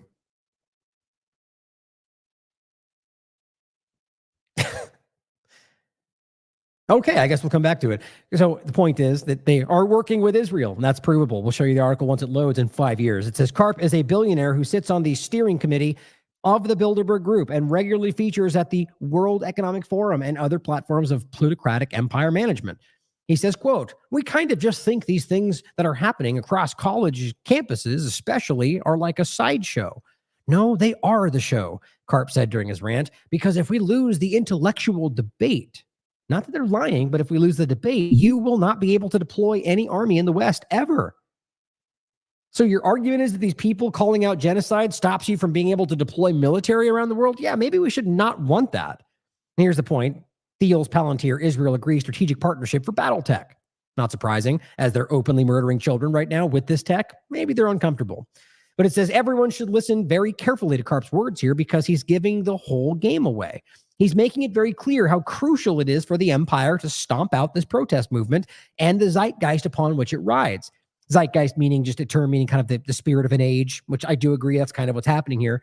It says, at a time when most imperial spinmeisters are trying to dismiss the importance of this movement and what young people are doing on college campuses around the world, this is a really extraordinary admission from someone who lives deep in the guts of the imperial hydra. Such conferences are great for obtaining useful information from swamp monsters that you don't normally hear. Where was it? But because when they're surrounded by like-minded empire goons, they tend to get a lot more loose-tongued. I agree with that. Than they are when they're more aware that you have an audience of normal people. I think historically, too, they've been very used to these things not becoming so prominent because they're in these special groups. But today, things are very different. And some of them haven't caught, when there was the police accountability, the police cams. Remember, there was like a 10-year period, which still it happens, by the way, where they would catch themselves planting drugs with their cop cameras. The point was that they didn't just stop, even though they knew it was there, because they were so used to being able to get away with everything. That's the kind of same thing we're seeing here. And it is slowly becoming less common because they were continually catching them with all these crazy things. But it says, we saw this illustrated again in a conversation between Senator Mitt Romney and Secretary of State Blinken at the McCain Institute. And I just played that for you. During which both acknowledged some facts that generally go unstated by such creatures. After bemoaning Israel's lack of success at PR regarding the Gaza assault, Romney just came right out and said that this was why there was such overwhelming support for us to shut down potentially TikTok or other entities of that nature, with, quote, us, meaning himself and his fellow lawmakers on Capitol Hill. It says, quote, how this narrative has evolved. Yeah, it's a great question. Blinken responded, saying at the beginning of his career in Washington, everyone was getting their information from television and physical newspapers. And he says, now, of course, they're on an intravenous feed of information with new impulses, inputs every millisecond. Right? Like, God forbid they should be informed before you are. And it says, of course, the way that this is played out on social media has dominated the narrative. None of them really say fake news, do they? It says, and you have a social media ecosystem environment in which context, history, facts get lost, and the emotion, right there you could argue, but he says the impact of images dominates. Right. So all he says is facts get lost. He's not really saying that these images are fake. And the point is, we know that they're not. You could argue some of them have been predominantly coming from a Zionist position. I've clearly proven that. But overall, you can see plenty of things. But my point is that they're highlighting that the information they're seeing is changing the dynamic. And that's clear. That's why that's undeniable. They want to censor because they're losing control of the narrative. It says, and we can't discount that. But I think it's also very, very, very challenging effect on the narrative. Exactly. He literally said the narrative. Notice how he said the word narrative 3 times. That's how empire managers talk to each other, because that's how they think about everything. This is because empire managers are always acutely aware of something that normal human beings are not, that real power comes from manipulating the stories, the narratives that people tell themselves about their reality. They understand that humans are storytelling animals whose inner lives are typically dominated by mental narratives about what's happening. So if you can control those narratives, you can control the humans. They understand that power is controlling what happens, but true power is controlling what people think about what happens. They understand that whoever controls the narrative controls the world. That's why what's going on with all the mass media propaganda, Silicon Valley algorithm manipulation, plutocrat-funded think tanks, and mainstream culture manufacturing in New York and Hollywood. A few clever manipulators understand that you can control a society by controlling its dominant narratives. Our rulers don't think about these things like normal people think about them.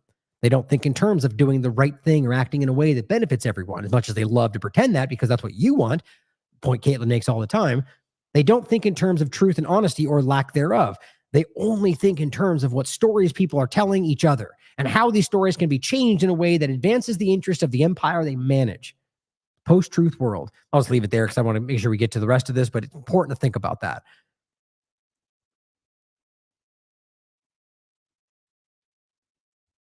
Now, this is an interesting point on this. Here's Wyatt Reed just highlighting exactly what she was showing, the hypocrisy of all of this. He says, we are governed by absolute psychopaths. No real principles, no moral consistency, just constant, shameless hypocrisy every day, over and over again. Remember the Hong Kong protests? The Hong Kong campus protests? Remember that? 2019. Here's what Senator Marsha Blackburn said. It is unacceptable for the Hong Kong police force to require the arrest of all on-campus protesters in a bid to de-escalate the violence. This is not how a free and fair government acts.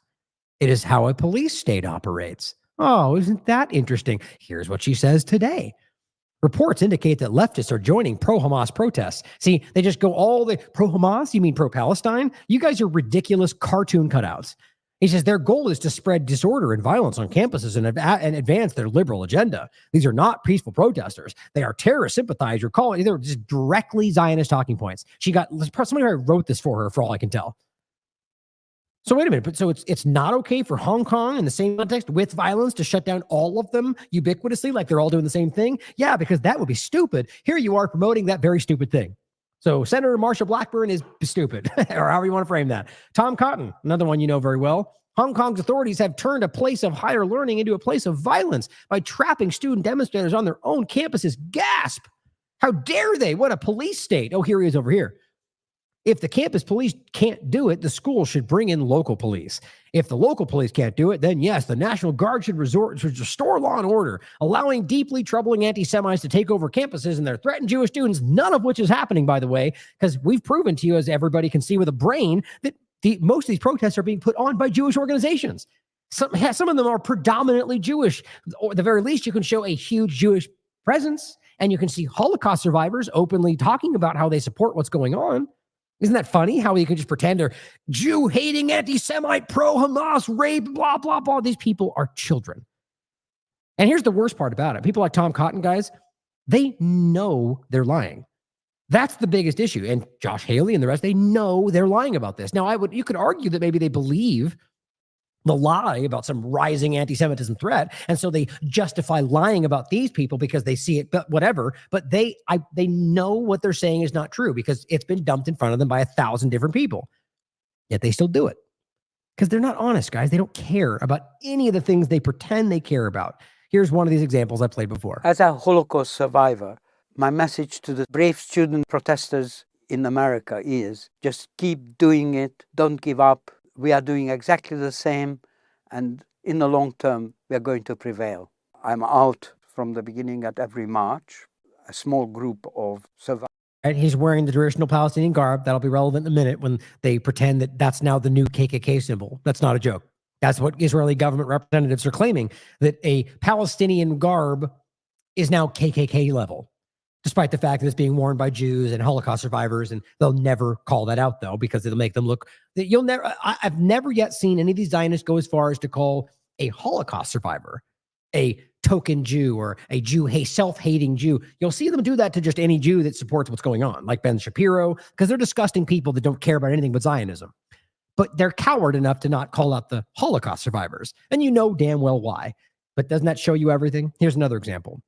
This is the first time I am using my full real name to stand in solidarity with Palestinians. And I don't deserve applause because I am too late. Because every single day that we don't speak out as Jews in support of Palestinian liberation is another day too late. I grew up in a Jewish American school system that was explicitly Zionist.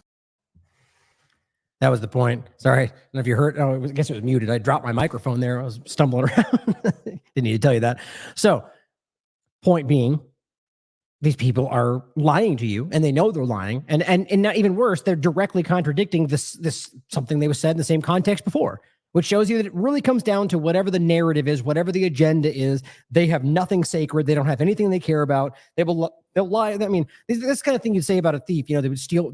They would kill their mother for $5. You know, whatever the claim, that the statement is, I've heard before about. You know, the point is people are so shameless that nothing really matters.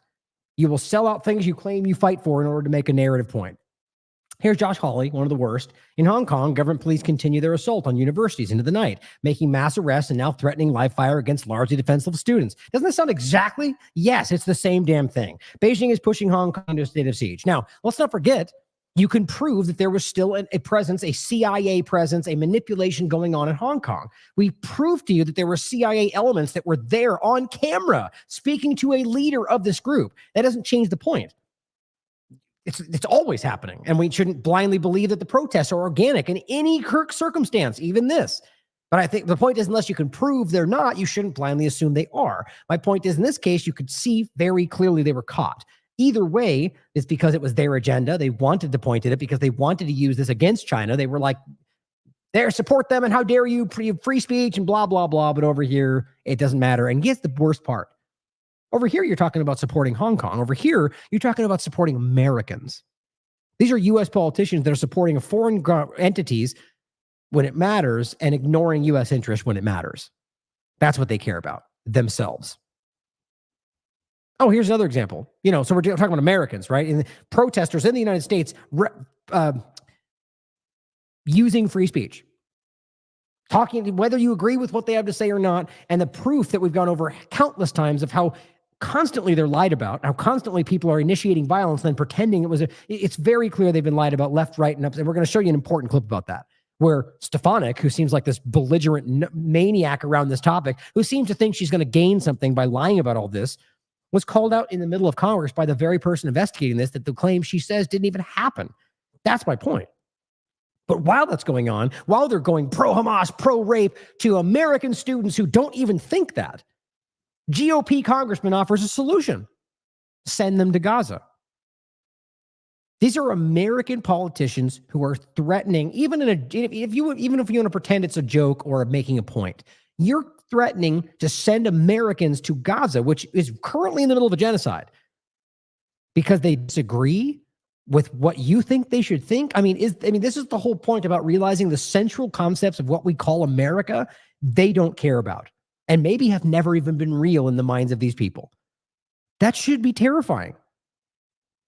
Here's what Katie Halper writes. And as she writes, her name is now Katie Halper, is a Jew for ceasefire, right? And she says, please put clips of Zionist protesters committing violence and engaging in hate speech and police violence against pro-Palestine protesters below. Thank you.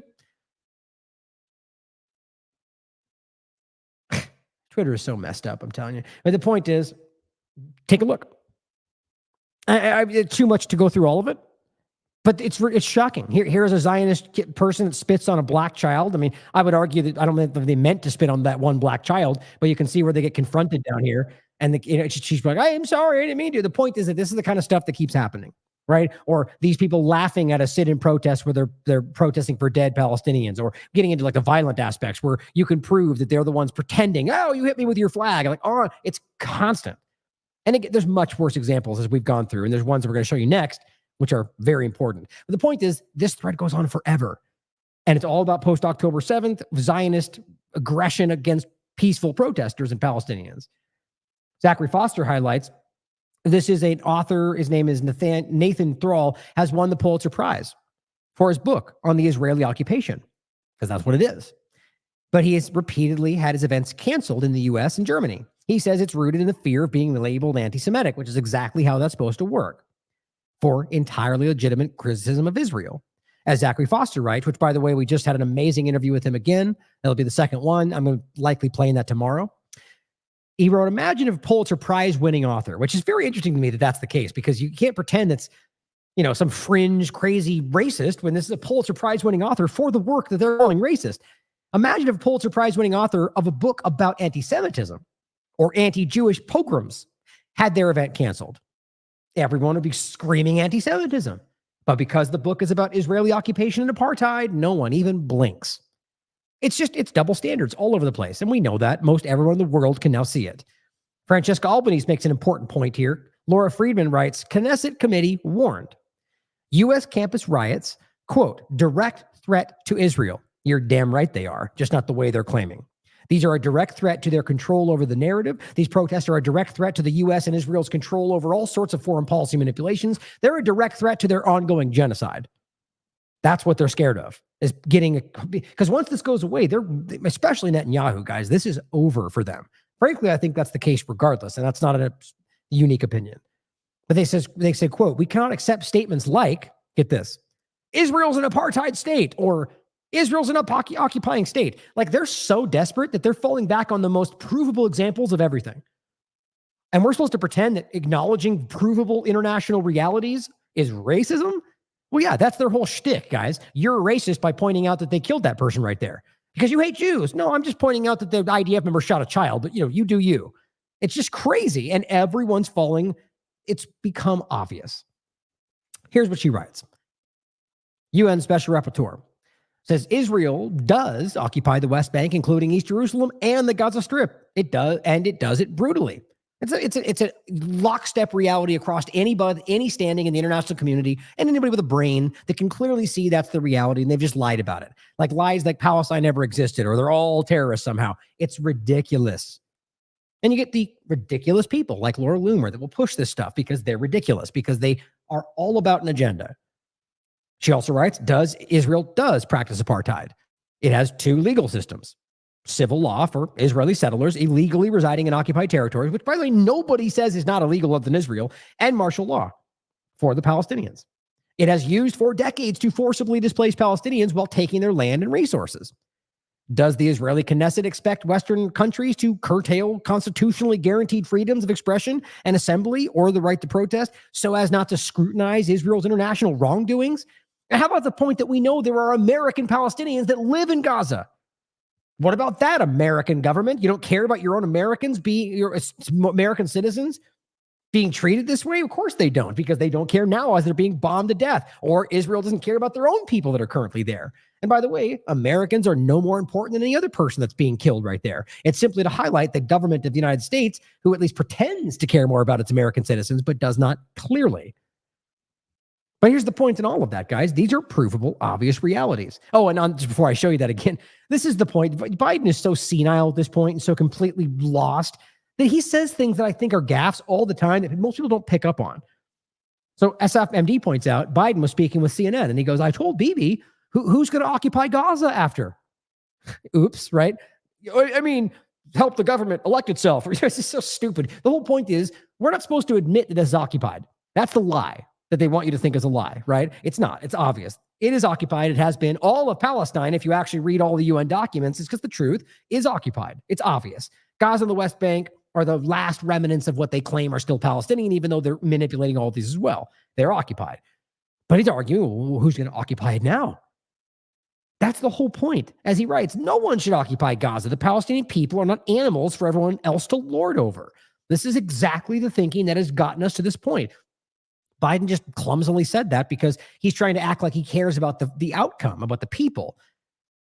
But the real point is, who is going to occupy it? How about if you want to pretend that they're supposed to be able to govern themselves, or there's supposed to be a self-determination concept, that you don't ask who is going to control their lives going forward. But that's always been the reality. And in case you needed to see it again, not that we should blindly trust any one entity, but how about we at least give credence to the idea that literally every meaningful human rights group on the planet has acknowledged that Israel is an apartheid state. And don't forget that just like South Africa, or just like any number of realities in the past, it was resisted to the death, to the teeth, to the nail, until it was forced.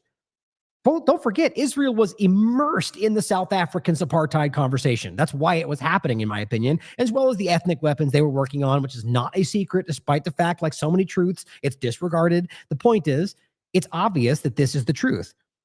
And they will never admit that. In 2021, Human Rights Watch, a threshold crossed, Israeli authorities and the crimes of apartheid and persecution. Here's Amnesty International, Israel's apartheid against Palestinians, 2022. Here's B'Tselem, an Israeli human rights group. As they write, a regime of Jewish supremacy from the Jordan River to the Mediterranean Sea. This is apartheid. Here is Zachary Foster, who highlights, again, the point that we're making. Literally everybody with any standing in this conversation, and we're supposed to blindly trust the person pretending they're not apartheid and the governments that blindly support them, or rather the politicians. That's ignorance, guys. You're ignoring provable history and everybody they otherwise tell you to look to for this information. As he writes, every single one of these groups, I mean, you can look for yourself in the podcast. What's that? 14 of them?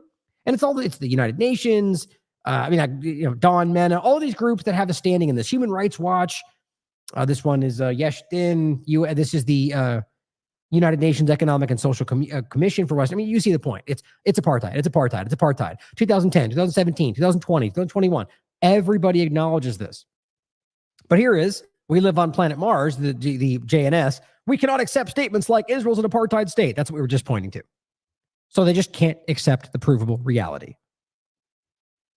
Now here, I think is important in regard to the resistance of all this. Because that's what we're actually watching here, guys. We're watching the resistance movement, whether they're wrong about everything else or whether they're being paid to be there. The point is that what is coming about, and I think we've discussed the payment part, that it's actually completely baseless other than things that don't relate to what's happening now, but still might be, and we should consider that until you have more evidence. That's where we have to leave it. The reality that what we're seeing as a result of what's happening is powerful. It is resistance, and it's literally changing what they're able to do. It's literally driving politicians to change their narratives. Guys, that's real change, at least in the moment, and we have to try to use that. We have to try to lean into that. But here's what Censored Man shared this, and I'm not sure who this person was, but he just says, excellently put, and I agree. The idea that, we love to be a part of the resistance when it comes to our movies, but when finally comes time for a real resistance, guess where we ended up? We do the next. Watched the Hunger Games and you sided with the resistance. You watched Star Wars and you sided with the resistance. You watched The Matrix and you understood and sided with the resistance. You watched the movie Divergent and you sided with the resistance. You watched V for Vendetta and you cheered on the resistance. When it's fiction, you understand and you side with the resistance. Yet when it's happening to you in real life, right now, in the news, in the world, right now, you refuse to see it when it's the reality that you are living in. You're afraid to resist in real life. Blows my mind. Truly. I mean, that's the sad reality about it. And realize that not every resistance act is violence, right? Even though there are actual, provable, legal acts of armed resistance when you're in occupied territory fighting against a military force. Legal acts of armed resistance per the Fort Geneva Convention. That's what we're talking about. Not that there weren't also crimes that were committed. I keep getting into this dynamic, which I find entertaining, because my interesting position on this when it comes to dealing with these Zionist bots and people that blindly buy their narratives online is that they always argue with what they think you're going to say. They argue with what the presentation is of what they think I am. Then pro-Hamas, hate Jews, all these different narratives they spin, none of which are true. I mean, I've been very clear. I don't support them. How would I support a group that I'm not even sure is truly is fighting for only Palestine, as we know that they've been funded up until very recently, if not still, by Israel? That's a whole dynamic that makes me very clearly concerned about that. So I don't support anything that I feel like might be some kind of surreptitious idea. I support the act of armed resistance by literally anybody fighting for Palestine in the sense of doing so legally, and also the acts that were carried on October 7th. You can prove there were some crimes committed. That's reality. And that's what's funny is they go, you support Hamas and you hate Jews. It's like, no, you're wrong. You just assume into what you think is the reality. The point, though, is that you can clearly see that whether you support that group is that we're in the middle of a very real act of resistance, and that they have that right as well as any other resistance group, and that people just seem, gun shy with this, to use a bad analogy in this case, like just afraid to lean into what's really happening because, I mean, obviously, you're afraid you're going to get called an anti-Semite. You're afraid you're going to get, fired from your job. I get it. But now is the time. If there's ever been a time for you to stand up and do this, I mean, I would say the same thing with the COVID-19 conversation, but we're right back in this immediacy of people dying in real time. Now is the time to find some principled stance in all of this and fight for these things. Now, and by the way, like I'm seeing an increasingly growing amount of people in the West, at the very least, who are Jewish, who are standing up in positions just like this, which is very uncomfortable, I imagine, for them. So here is Abir shares this. This is at the Pitzer College.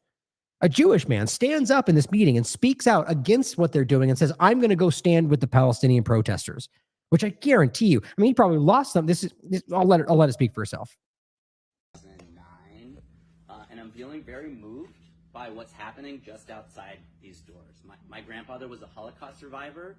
He was in concentration camps, and I grew up with stories of genocide and mass starvation, and I'm holding a lot of tension between being in this room right now and what's happening in here and what's happening just outside these doors. And I've given the Pitzer pretty much every year since I graduated for 15 years, and I can no longer continue to do so. I'm going to go join the students, and I pledge to not donate to Pitzer until it ends its complicity in the genocide and oppression of Palestinian people. Good for him. I mean, that had to have been difficult, right? And what's interesting, though, is I really didn't see the expected pushback that I thought. You get those when you're in the crowd, like Clinton speaking on stage or whatever, and someone stands up and says, "You're a war criminal," even though they're right. Usually, you get the crowd that just goes, "Get out of here! Don't give us your good ideas about the reality of what's going on. We want to be lost." They push back. Weirdly enough, though, I feel like you sense a lot of like, he's saying the thing we're all thinking, right? I'm telling you guys, there is a dramatic shift happening, and it's important to recognize. Here's another example. This is a college student graduating in 2024 who makes a very important statement about what we should be thinking about, which I think a lot of people haven't considered. I urge you all to acknowledge the class of 2024 of Gaza.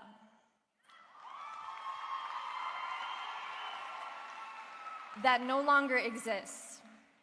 Students that will not be walking their stage this year, and 14,000 children who will never walk a stage ever again. Celebration without acknowledgement would be an injustice on behalf of my people.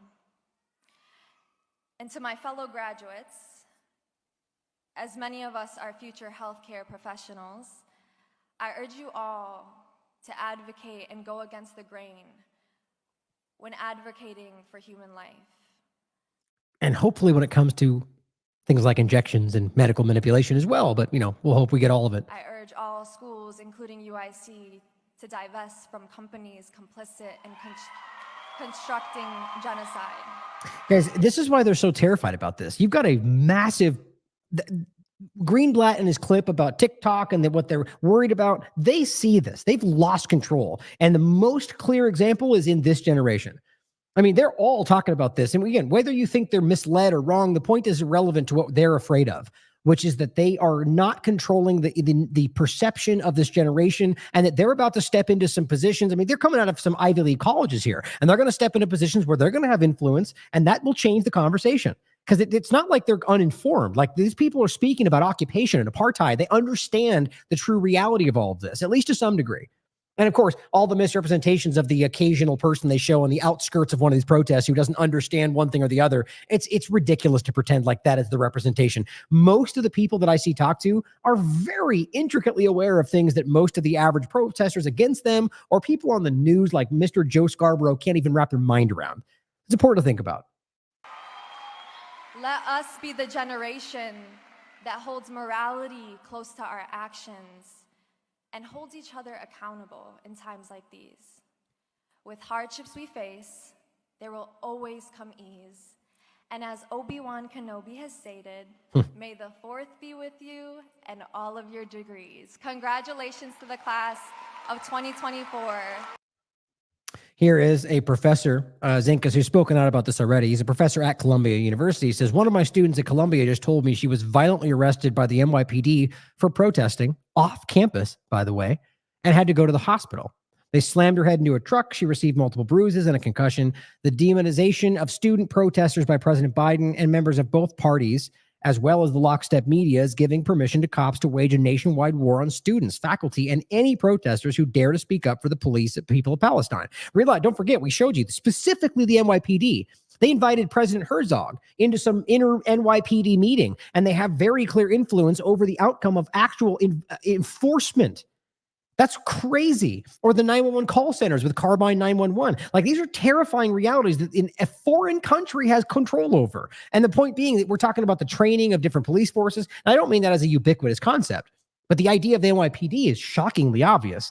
And my point is that this is something that people are highlighting, that there's a problem right there, and that they're doing so off campus now in regard to people simply protesting. Like, okay, if the argument is they're supposed to be violating campus rules and regulations, why are they being arrested off campus for protesting for this? Now, that is happening, but in regard to what they claim happened, as he's saying that they slammed her in a truck and she got bruises, and who knows, the student could be lying about that, he could be lying, who knows? Always consider that whatever side we're talking about, whatever you can't prove and verify should be up in the air. But the point is that we know that they are doing the off-campus part of this. We're showing this constantly. So we're in a really bad way where, well, frankly, I think we've been here forever. But my point is that I think the good part of it is that people are starting to see this who never saw it before. That the things you think are sacred, they don't care about and have never actually been there. And one last point on this, I don't want you to forget, because we've done a lot of focus on this. NY Plaid points out, and I think this came from Middle East Observer. It is this is an Israeli documentary, which you can watch. It's very clear, and it's important to see.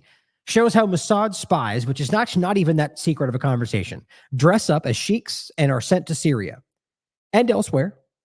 Why? To sow discord and spread hate and division. Right. As Mossad, as Israelis, as Jews? No. As pretending to be Muslims.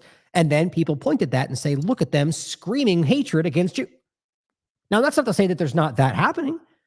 But my point is always the same, just like with these protests. If they have to make it up, if they have to dress up and pretend to be the hatred so they can point at it and say that's what they all think, then maybe it's not as serious or bad as real as they want to pretend it is. Nobody honest will ever pretend that the racism is not a real thing in whatever topic or whatever context. There's racism everywhere. People in every group, in every ethnicity, in every religion, there's going to be somebody who feels negatively about somebody just because of who they are. That's just the way of the world. Doesn't mean we should accept it. We should call it out, but it doesn't mean you should try to stop them or make it illegal for them to think that. That's just crazy madness. It should be more conversation, more spotlights, more highlights, so we can all go, yeah, you're gross, man. We all recognize you're disgusting. That's the way it should work. When they censor, it actually creates that, and that's the point of Zionism, in my opinion. But here it says the famous Jewish journalist was dressed in disguise as the religious sheikh Abu Hamza. They gave him a Syrian passport, and he entered Syria incognito to collect information. How many Zionists are hiding under the cloak of Islam and planted in Muslim and Western countries to spread corruption and strife? Answer, he writes, tens of thousands. That's their opinion, but I flatly agree with that. Can't talk. But the other thing I'm asking is not just the bigger picture of what they're clearly provably doing. And let's not forget the CIA and probably other groups in reverse are probably doing the same thing. But we can prove that this is a very important dynamic that's driving immediate real world casualties. Ask yourself how much of that's happening in these protests. More than we've already proven, by the way. As the Shirion.org group that openly said we're calling on all people to come in and act like you're Muslims, people that with Muslim sounding names that can fight for people. It was infiltration, and they were proudly displaying it. And then we watched it happen, and they got caught for it. This is part of what's going on. We can't forget that. Now, here's what Francesca Albanese also said in regard to claims of anti-Semitism. And then we're going to get into some of these false allegations about this and exactly what we were just highlighting. But here's what she had to say about the false allegations of anti-Semitism. There's no other argument than accusing us of anti-Semitism so as to deflect the attention from what matters the most, from what our analysis insists upon. For decades now, I'm not surprised that Israel recurs to any strategies it can to uphold its goals to reach its objectives. But I'm surprised that the international community joins this action, because today you are not just attacked by Israel for being anti-Semitic. If you just ask for the application of international law to Israeli actions, it's many Western countries who do so, and they betray also what anti-Semitism has really been. Every time I get falsely accused of anti-Semitism, I respond. I don't stay quiet. I don't get intimidated. I become louder and louder. And by doing so, I think I also inspire other people to do the same. Yep. 100%. You show them that there is another path other than, cowering to the accusations that aren't true. That's why I respect her so much, because she stood up in this and really clearly she's made a stance in a time when it's important to do so. And I think like she said, she's set a standard for people to follow. Because it's ridiculous. For someone who is calling out the crimes of a government, who's highlighting what's going on, and this is why this has become so flimsy. And I'll show you some of these examples, and especially when it comes to the example of the Eurovision we just saw. It's so self-evident that people are calling out people that support the genocidal state of Israel. Now, you can clearly argue that some of that might overlap with specific feelings about Jewish people. To argue that that is ridiculous, ignorant, and to accuse people of that, whether even if you don't know that, is just flat propaganda.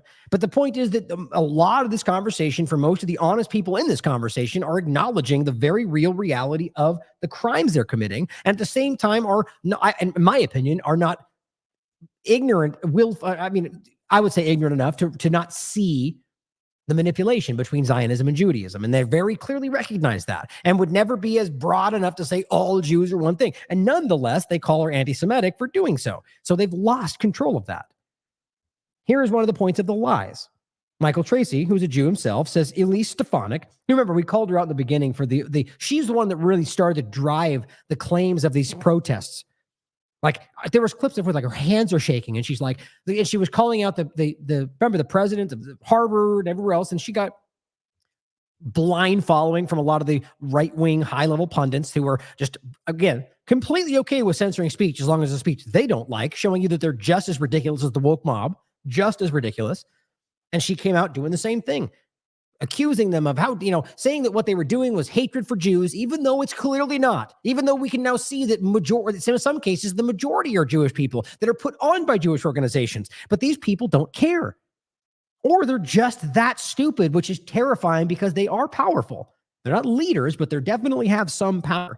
But he writes, Elise Stefanik, who appears to have devoted her entire career to fueling anti-Semitism hysteria, claims that students marched through a Brooklyn high school chanting "Kill the Jews." New York City chancellor says after exhaustive investigation, there's no evidence of that. Doesn't stop her though, right? Because she's got a very clear agenda. I wonder who's driving that. I want to switch to Origins High School. In October, 40 to 50 students marched through Origins High School chanting "Death to Israel" and "Kill the Jews." In addition, don't you love? Okay, so first of all, just to point out, she's not saying this is a report. She's not saying this is what was told to me. She's saying this happened. Even that, see, like in the context of all this, you have to realize this is very aggressive. In any normal setting, there would be like, here's a New York Times report that says X, Y, and Z. She's just going, this is what happened. And she's wrong, by the way. It didn't happen. What's driving that? Is it APAC money? That could be. Is it something else? I don't know. But I find it interesting. These people like Biden and the rest are destroying their careers and maybe the flimsy thread of any kind of respectability they might have had. Just all out for the Zionist agenda. Doesn't make sense to me. It really doesn't. An independent investigation found that a teacher who teaches global history was told by a student, quote, "I wish you were killed." Another student called her, quote, "a dirty Jew." And the student said he wished Hitler could have hit more Jews, including her. What disciplinary actions have been taken against those students who chanted "Death to Israel" at Origins High School and against the student who harassed with anti-Semitic slurs that teacher? Well, first, the student, the individual student who said things, well, there's ways to go about that don't involve legal processes. He's in a school, hold him accountable for it. But see, Stefanik wants you to step over that process and arrest him because he said things that I don't like. Well, yeah, those are gross statements if they're actually what he said, which who knows? If for all we know, he said "Free Palestine," and that's how it gets framed. That's how ridiculous this is. Either way, it's an individual student in an individual class saying something as a teacher. Suspend him then. Or it's just crazy, the kind of things that they're trying to fold into some larger international lie that's just simply not true. Here's how he responds. things. First of all, when we've done our investigation, we have found no evidence that there was any movement through the halls saying death to the Jews. We looked at, and I treat that very, very seriously. That was reported in the papers. We have found no evidence that that actually happened. Oh, surprise, surprise. Yeah, but does that change anything? No, because they reported it and she blindly follows it because that works for her narrative. These are the kind of cartoon cutout repeaters that we have in positions of power in this country. And what do you think that drives? That drives, in some cases, Jews to genuinely think they're at threat by average people in the street, which isn't true in most cases. And it also drives people to actually hate Jewish people under the guise, the manipulation that this is being driven by some kind of an only Jewish state. The reality is it's a Zionist manipulation that a lot of Jews in the world are beginning to see. It's people like Stefanik who are desperate for their own complete benefit to push something that has no bearing in reality, no rooting in reality. And she's going to keep going. She is clearly, as he says, devoted her career to fueling hysteria. Is that what we want in supposed leaders? They're not leaders by any stretch of the imagination. Well, here's what Arsen Ostrovsky said, a supposed human rights lawyer, which I'm starting to question if that's even real. He says the Kifo has become today's version of the KKK hood. No, this isn't the Babylon Bee. That's a real statement, guys. I just can't even believe we're in a point where that's the kind of thing that this is a real statement made by a real representative of Israel. A proud Zionist, he says. Now, how do we make sense of that? Because it's shockingly ridiculous. So anybody anywhere wearing that as a KKK hood? Or how do you even make that translation, since we're talking about a white supremacist group and a group that you're calling Muslims and dangerous and Islam? And it's just ridiculous. It's like vanilla ISIS. It's clumsy, and it just goes, well, let's just mash them together. Let's see what they say. It's stupid. It is lowbrow manipulation. You just hope people go, gasp, racism. I'm terrified of that. I'm going to look away. I'm going to go with what you said, Arsen.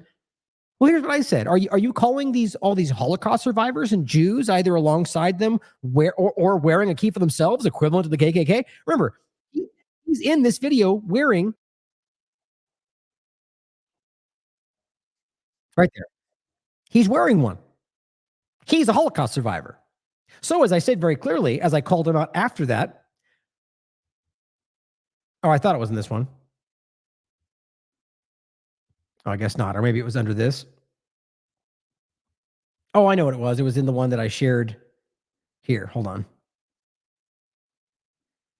When I quoted him, I put it out this way too. There it is. So underneath that, I simply said, I usually do that, right? I comment so people following him can see it. And then I share it out to my thread so people can see what I had to say there. And I simply said, I tagged him. I said, would you like to add something? Or are you happy to let this implication stand?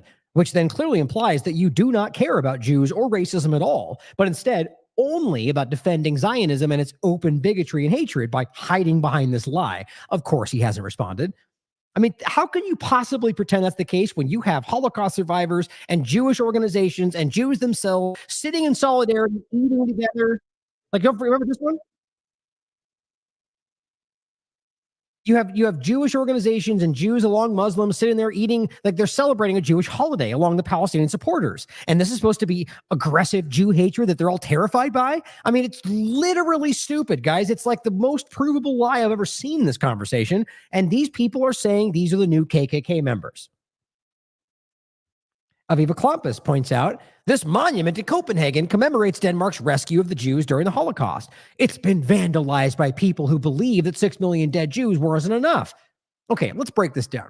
First of all, we don't know what actually happened here. We've already seen many examples, which I've shown you recently, where in Canada and the United States, where these people are caught pretending these things. Example was a Jewish store owner who defaced his own store and then said this was a hate crime, and he got caught lying about it. In no way am I saying that means it never happens or that's not possible. I'm just simply arguing we can't just blindly assume that it's the thing that it looks like, because that's very naive to do. On top of that, so does Aviva Klampus know who vandalized it? Does she know who did this? Because then how could you know that they believe something? That's pretty dumb. The point is they just say what they want you to think, and a lot of blind followers go along with it, but that's an increasingly small number right now. But let's go past that. So let's pretend you somehow know what they believe. You know what the people who did it, first of all, and that what they believe, and that they then believe that that many Jews wasn't enough. So you know their intentions beyond their beliefs. Yeah, that's called stupid. That's called what, I mean, you could call it 1,000 different things. That's what the corporate media does every day. We know what Putin wants. We know what the Chinese are thinking because you guys are children that are following those people, that you believe those people. And I don't believe a lot do. Quite frankly, I think it's an increasingly smaller number of people that blindly fall into those traps. How can we not recognize that can't possibly know what that person thought or feels or believes? That's ridiculous. My point was, of course, it's possible this was committed by one protesting Israel. Of course it is.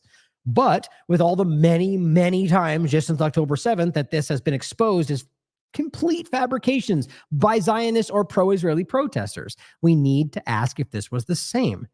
And then I highlight the very thing we just talked about, where Stefanik is lying and gets caught lying about what they claim happened or what the news said happened, which wasn't actually true. My point on this guy, the way is, look, I personally don't think that a Palestinian would do this because that seems disrespectful to what they're wearing that for. But overall, like, what is this supposed to say? It's like, I believe they tried to write Free Palestine. I just don't think this makes any sense for what people, but it certainly could be. Certainly could be. But we already know, as a matter of fact, that they've been caught lying about things like this repeatedly, caught defacing buildings. And I'm talking about improvable examples, Zionists or Jewish people themselves who have made these allegations and are caught. Canada just caught one. Police just called one out in regard to what happened in the protest. We've seen 45 examples of them pretending to get hit.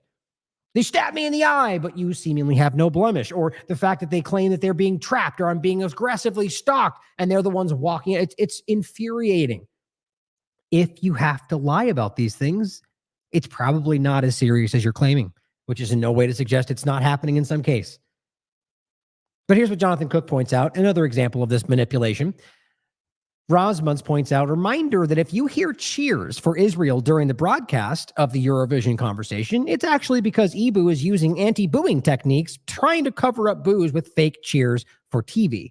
Which is actually pretty crazy. It says, but this is how it's actually like inside the arena. So the point is, if you watch the real version, which you can look up, it's interesting that you can't hear any of the boos. Do you want to hear what it actually sounded like? But it's the truth, because even people like Elon Levy are now making a big stink about how they're only doing this because she's Jewish. Because again, you know what 400,000 people feel and think? Yeah, you're real smart, Elon.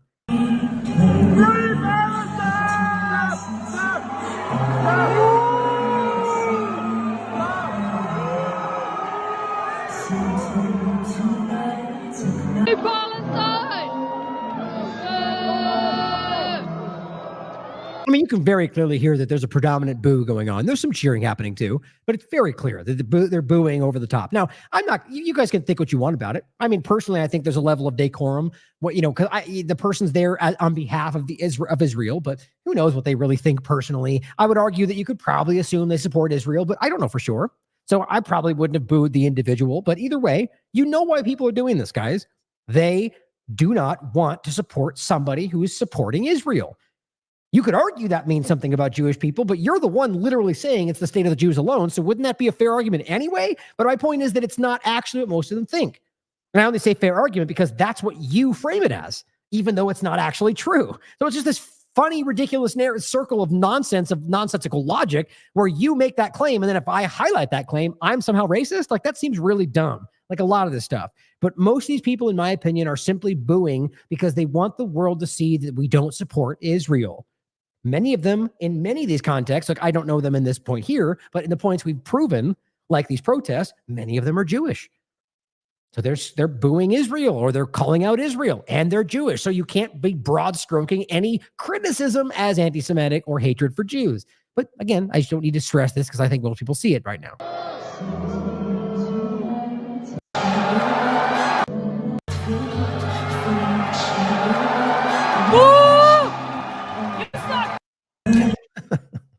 This is funny. Just people, you suck. But the point, as he says, could there be a starker image of Western elites manufacturing of reality for us? Popular anger at Israel's inclusion at Eurovision, which, by the way, that's another point I forgot. That's been there long before October 7th. Why in the world is a Middle East country involved in Eurovision? Because they're desperate to make you think it's part of Europe. They kind of gave up on that lie a long time ago. They wanted you to think they're somehow in the middle of this, but they're part of Europe. They're not actually Middle East. But that doesn't work if they're trying to act like they're surrounded by enemies in the Middle East. The point is, it's not part of Europe. They just do it because it's about propaganda purposes, guys. That's what this is always about, increasing the way you view them. But so the point is, the anger at them for even being involved is pretty prominent long before this. But it's expressed as booing at the event, airbrushed out by the media, replaced by politically more convenient cheering, which is a lie, but they did it anyway. Here's what Elon Levy had to say about it. Tonight, a brave young Jewish woman. Why is she brave exactly? Because she went on stage? What about the other people who weren't Jewish? Are they brave too? Or is she just default brave because she's Jewish?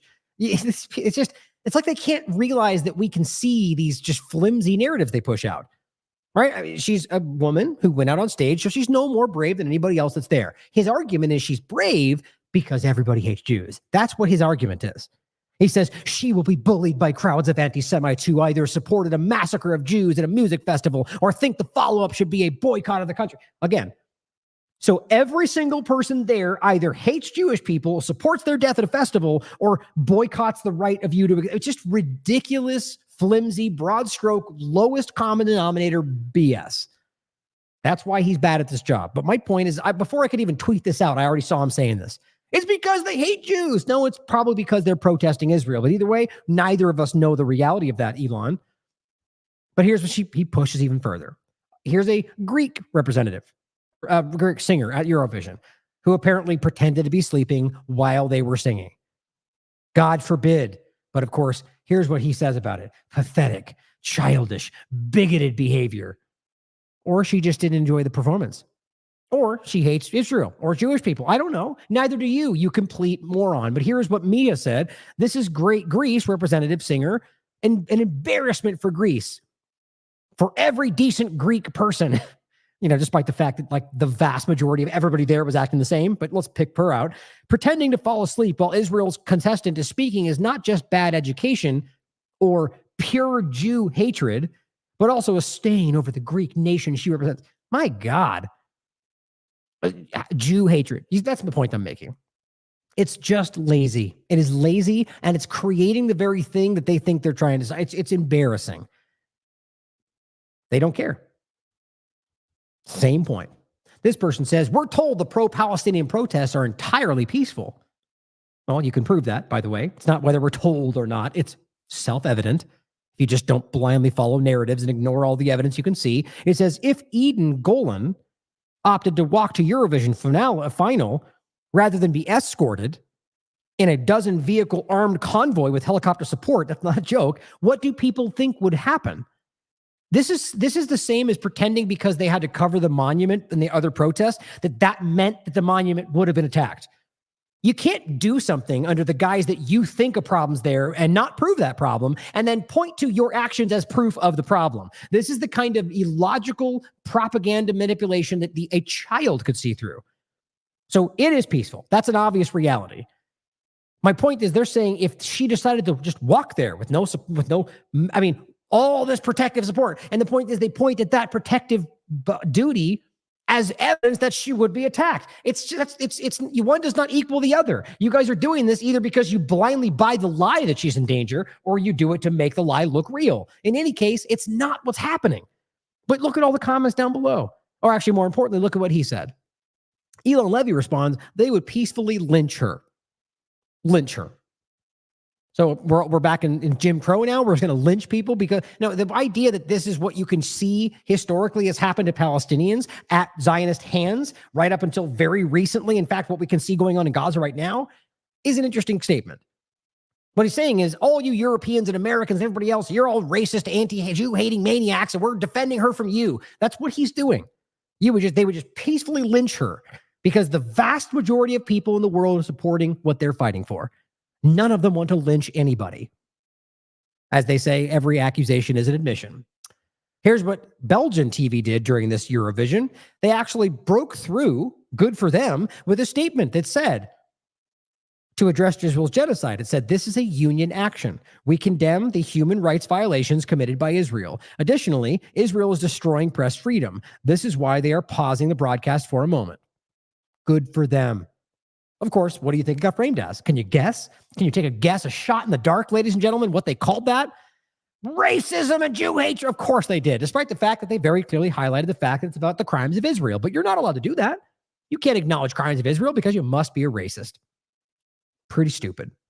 But you want to see what a real racist looks like? And I'm really glad this is actually happening. It's starting to show that there is some kind of turn happening here. We showed you this clip. Remember this?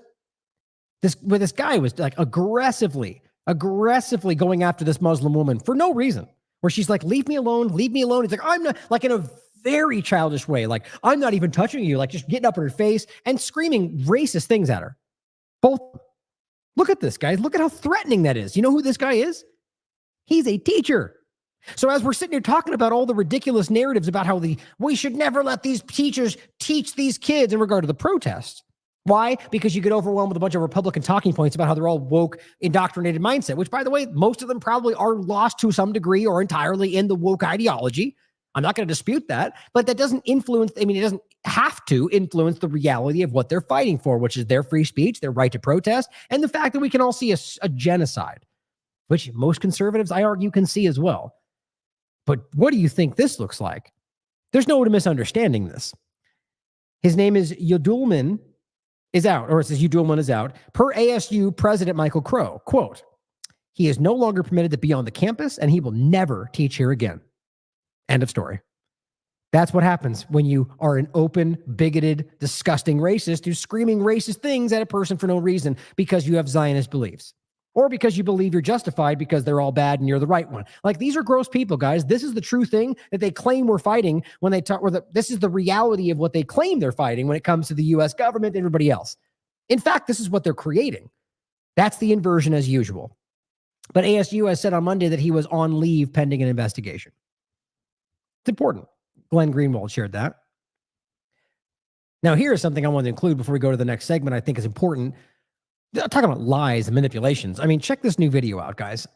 And I'll go into what the report is to show you, because, you know, for all we know that there was a rocket that was fired that did hit here. I don't know. I think it's hard not to see this as let's put it this way. If they're reporting this happened and your only source is the IDF, just like we made the point in Ukraine with how many times they've been caught lying, and I mean, even worse than Ukraine, in fact, because the corporate media has now shifted into calling out these lies.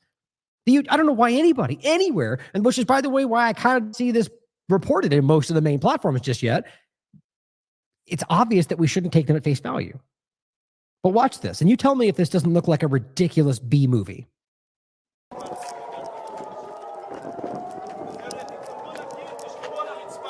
We are here in Beersheba in the southern... What was the point of that first clip at all? To make it seem like there was some kind of action going on? You lay down? I mean, it's like they don't even think this stuff part of Israel. As you can see behind me, a missile exploded in the middle of the playground. This missile was part of a rocket barrage that was launched from Gaza. Fortunately, no children were here at the time. I mean, look, I'm not going to dispute the fact that rockets could be fired, but let's realize that you're literally talking about an ongoing murder campaign. Let's just say you're uncomfortable with the provable reality of what a genocide looks like. Are you going to pretend that there's not crimes taking place? Are you going to pretend that there's not obvious murder taking place?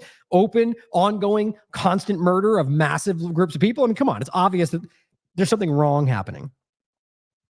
And what we're going to do is point back to this incident here where nobody was hurt. I mean, doesn't that seem a little bit obscene? Now, also on the reality that we're talking about, which they often point out, that most of these rockets, now there is a difference today. I don't know which one this was, but some of them don't, in fact, have guidance. So that's the claim they've always used, where they say because there knows guidance, that means it's indiscriminate bombing, so it's a war crime, which is not an unfair argument. But then when they want to, they go, they targeted this hospital. It's like, well, you just said they don't have targeted systems. So they just throw lies back and forth. That's what the Israeli government does. So for all we know, this was a completely fabricated reality. But at the same time, we know that there are rockets being fired, and we know that they're currently under constant murder, starvation, and open genocide. So it's kind of hard to see that they wouldn't try to fight back. But interestingly enough, it has been a there's been very few things that have been fired since like the first 3 months of this. Here's what the report says. A rare Hamas attack, and they point that out because it hasn't been anything after the first 3 months for the most part, hit Be'er Sheva in Friday evening, injuring a woman. A total of 5 rockets were fired from Gaza, they claim. the Israeli Defense Forces said. That's my point right there. Is if all we have is the Israeli Defense Forces, the Israeli occupation forces saying something, we have to question whether this is not even real, whether they did this themselves, who knows? That's not that far outside their own possibility, especially how we've already caught them blatantly manufacturing very important scenes of investigation. But it says one was intercepted by the Iron Dome, and another 4 hit open areas. So you're telling me there was a woman standing in an open area that just got hit and it injured her? Like that doesn't even seem consistent. But why is it's an open area? Why would there be a playground that was hit? Doesn't that seem inconsistent? I mean, these are things that we obviously point out all the time, but right now it seems much more relevant. A 37-year-old woman was taken to the hospital as she was lightly injured by shrapnel. Images from the city showed impact on a children's playground with some of the plastic installations mangled, which I didn't really see that much. I saw a spot on the ground, but it says Be'er Shiva, the largest Israeli city in the south on the verge of the Negev Desert, has not been targeted by rocket fire since December. It says basically the point is they stopped firing for the most part after the 3 months because they claim they ran out of munitions. So then why are they firing now? I don't know. It doesn't make, there's inconsistencies, I think. But it says recent launches targeted Israeli communities immediately across the border. So all I'm saying is that this is something at the very least that's pretty hard to focus on while you're watching. In the time it took me to report this, 15 children died in Gaza, right? So let's make sure we have our priorities straight. But at the same time, we need to question whether or not this is a legitimate reality. I think that's important. By the way, hold on. Sorry for hearing me redundant there. I keep forgetting to end the Telegram live stream, by the way, and it drives me crazy. So I hope you weren't watching that. I just ended it. But if you don't end it, apparently, if you end the stream and leave it open, you are unable to stop the stream until the next time you start a stream. I don't like Telegram. That's silly. Anyway, you didn't need to hear that. Here is the other, and that was the point in general. So we're talking about a rocket that they claim was fired, that they claim hit a playground, which of course becomes this big problem about, targeting children, even though again, they argue it's indiscriminate or because there's no targeting systems and so on. But what did we just talk about? The lie about the Kareem Shalom crossing. And he did it again on May 8th. He pushed it out again, where he said, wake up, Hamas is trying to sabotage aid deliveries into Gaza, that they fired at the Kareem Shalom crossing. No, they did not. And it's a provable reality, according to reports from Israelis on the ground and according to reports from Israeli media.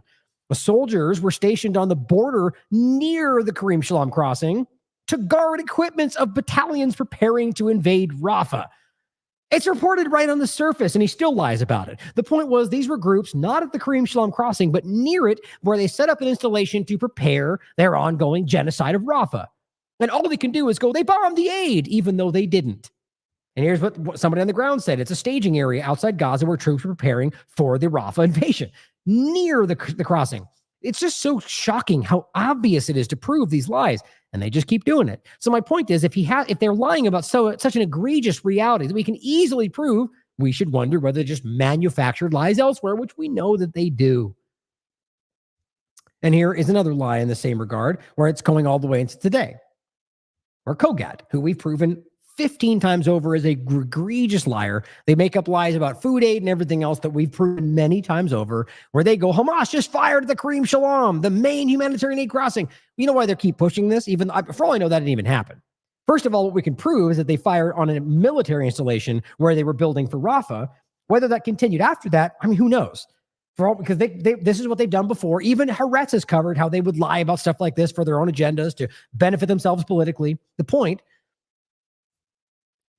is that it's possible they're lying about this entirely to manufacture the illusion that the reason aid stopped was because they were bombing the crossing. And I'm going to show you why I say that. Because aid, since like 4 or 5 days ago, has completely stopped.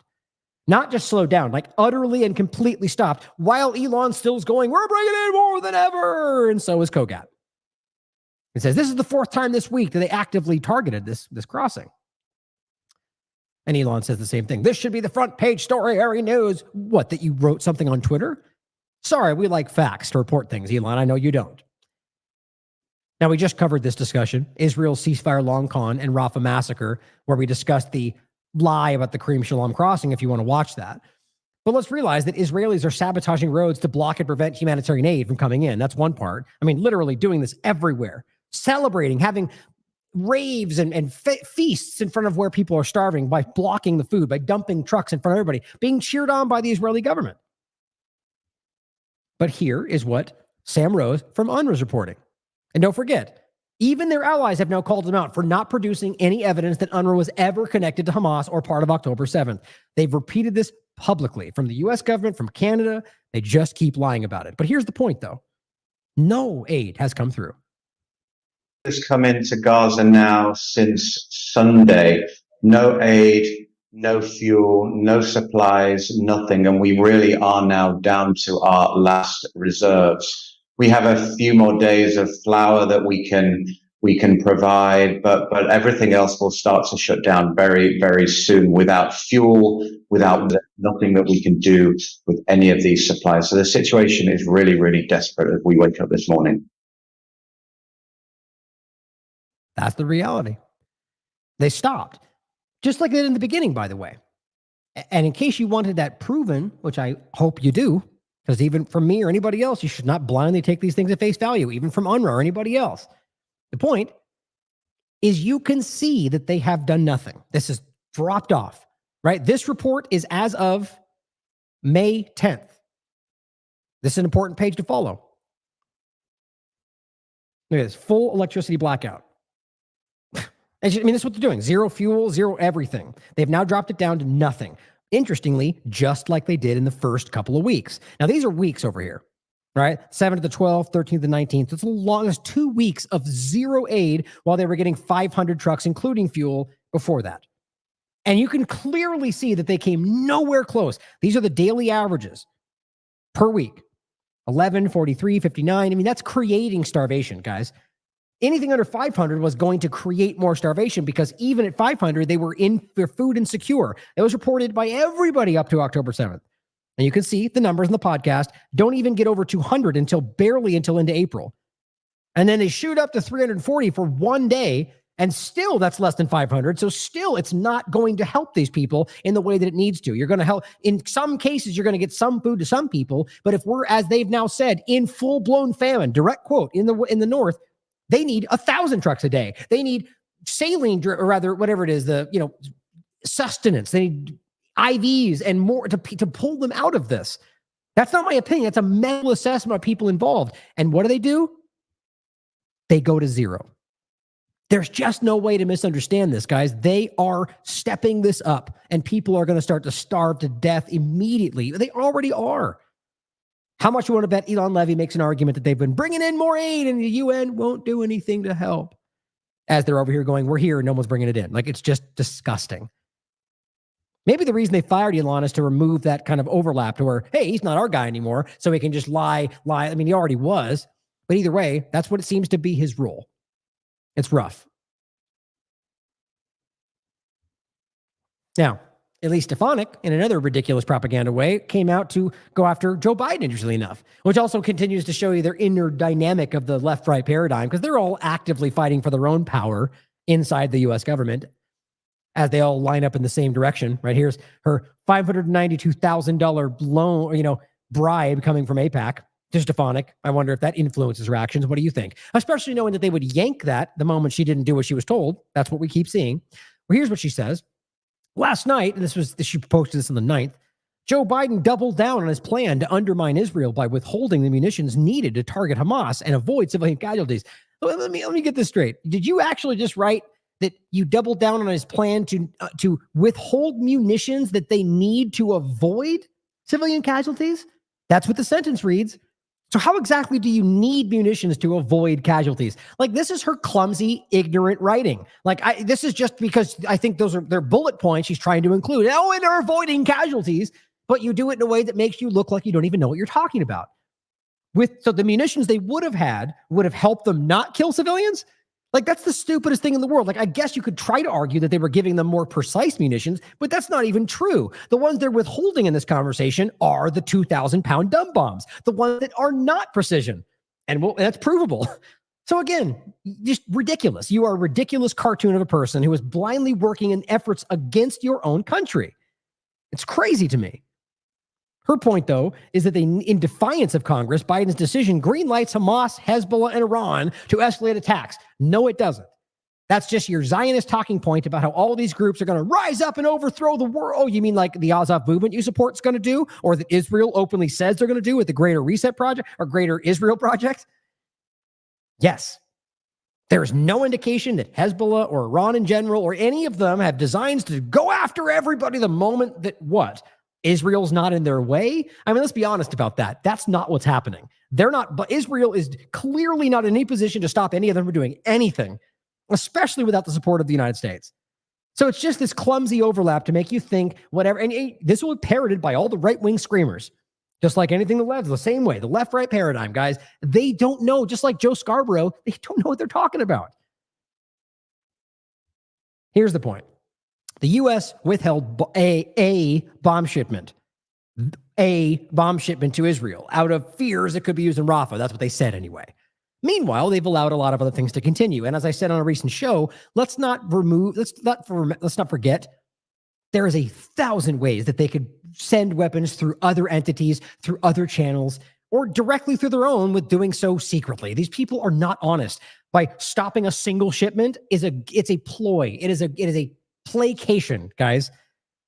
They still support this, as Matt Miller will happily tell you. Oh, it's just a limited action, not a real full action. Oh, so let me explain for me the difference. I just saw 400 children die today. Is limited? Okay, got it. So it's okay as long as they kill under 500? Okay. Like, that's the kind of BS they're playing. And it should make you sick. They're literally endorsing genocide by acting like if it was a little bit more than that, then we would be okay with it. And they're still supporting them. They're still giving them everything. They still have generals on the ground, as Axios reported. They've got people on the ground, as they still try to lie about. Now, here is the actual report that we've shown you before. This is a New York Times investigation that Haaretz is citing. Israel used the most destructive bombs, and these were the 2,000-pound dumb bombs we've talked about, on the areas designated as safe. Now, how do you reconcile that statement with what she's talking about over here? So they need those to avoid killing the people that they aimed at? People that are fighting for a foreign entity at the expense of Americans. Now, here is another one of those ridiculous clowns. And here's what he said in Congress. Now, this was shared by a Hebrew channel in general. But what he says, Lindsey Graham, yeah, it's just, I'm going to stop it a few times. It's kind of shocking. And all he's doing, his only job right here, is to act like he's some kind of grandstanding and outraged, morally outraged about how you stopped the shipments. And after that, we'll go through all of the disgusting things that are happening because of those weapon shipments that he's trying to maintain. Confirm that that we're delaying transfer or stopping transfer of certain weapons like 2,000-pound bombs. Nope, just one shipment though. And so that's the thing. They're important. Even people like him want you to think that they're just stopping all of them. That's not the truth. If you read the report, which I know they did and don't care about, it's not stopping all of them. That's not what's happening. To Israel, is that correct? Israel. What I said, Israel. we're assessing Okay. where we are right now. Well, there are media reports that it's happened. Are they incorrect? Don't you love that? So again, recognize that these supposed people in the know are just being led by other people like the New York Times, who literally just got caught faking an entire story about rape and called out by their own people, who it's continuing to just check out this is a squirrel because it is continuing to just fall apart in real time. So he goes, this is happening. And then he goes, well, no, we're just assessing. And so is that wrong then? Why didn't you start with that? Why didn't you ask him, is this a real story? Why don't you tell me? Because you're there. Because it's about propaganda. It's about setting narratives for people who are watching.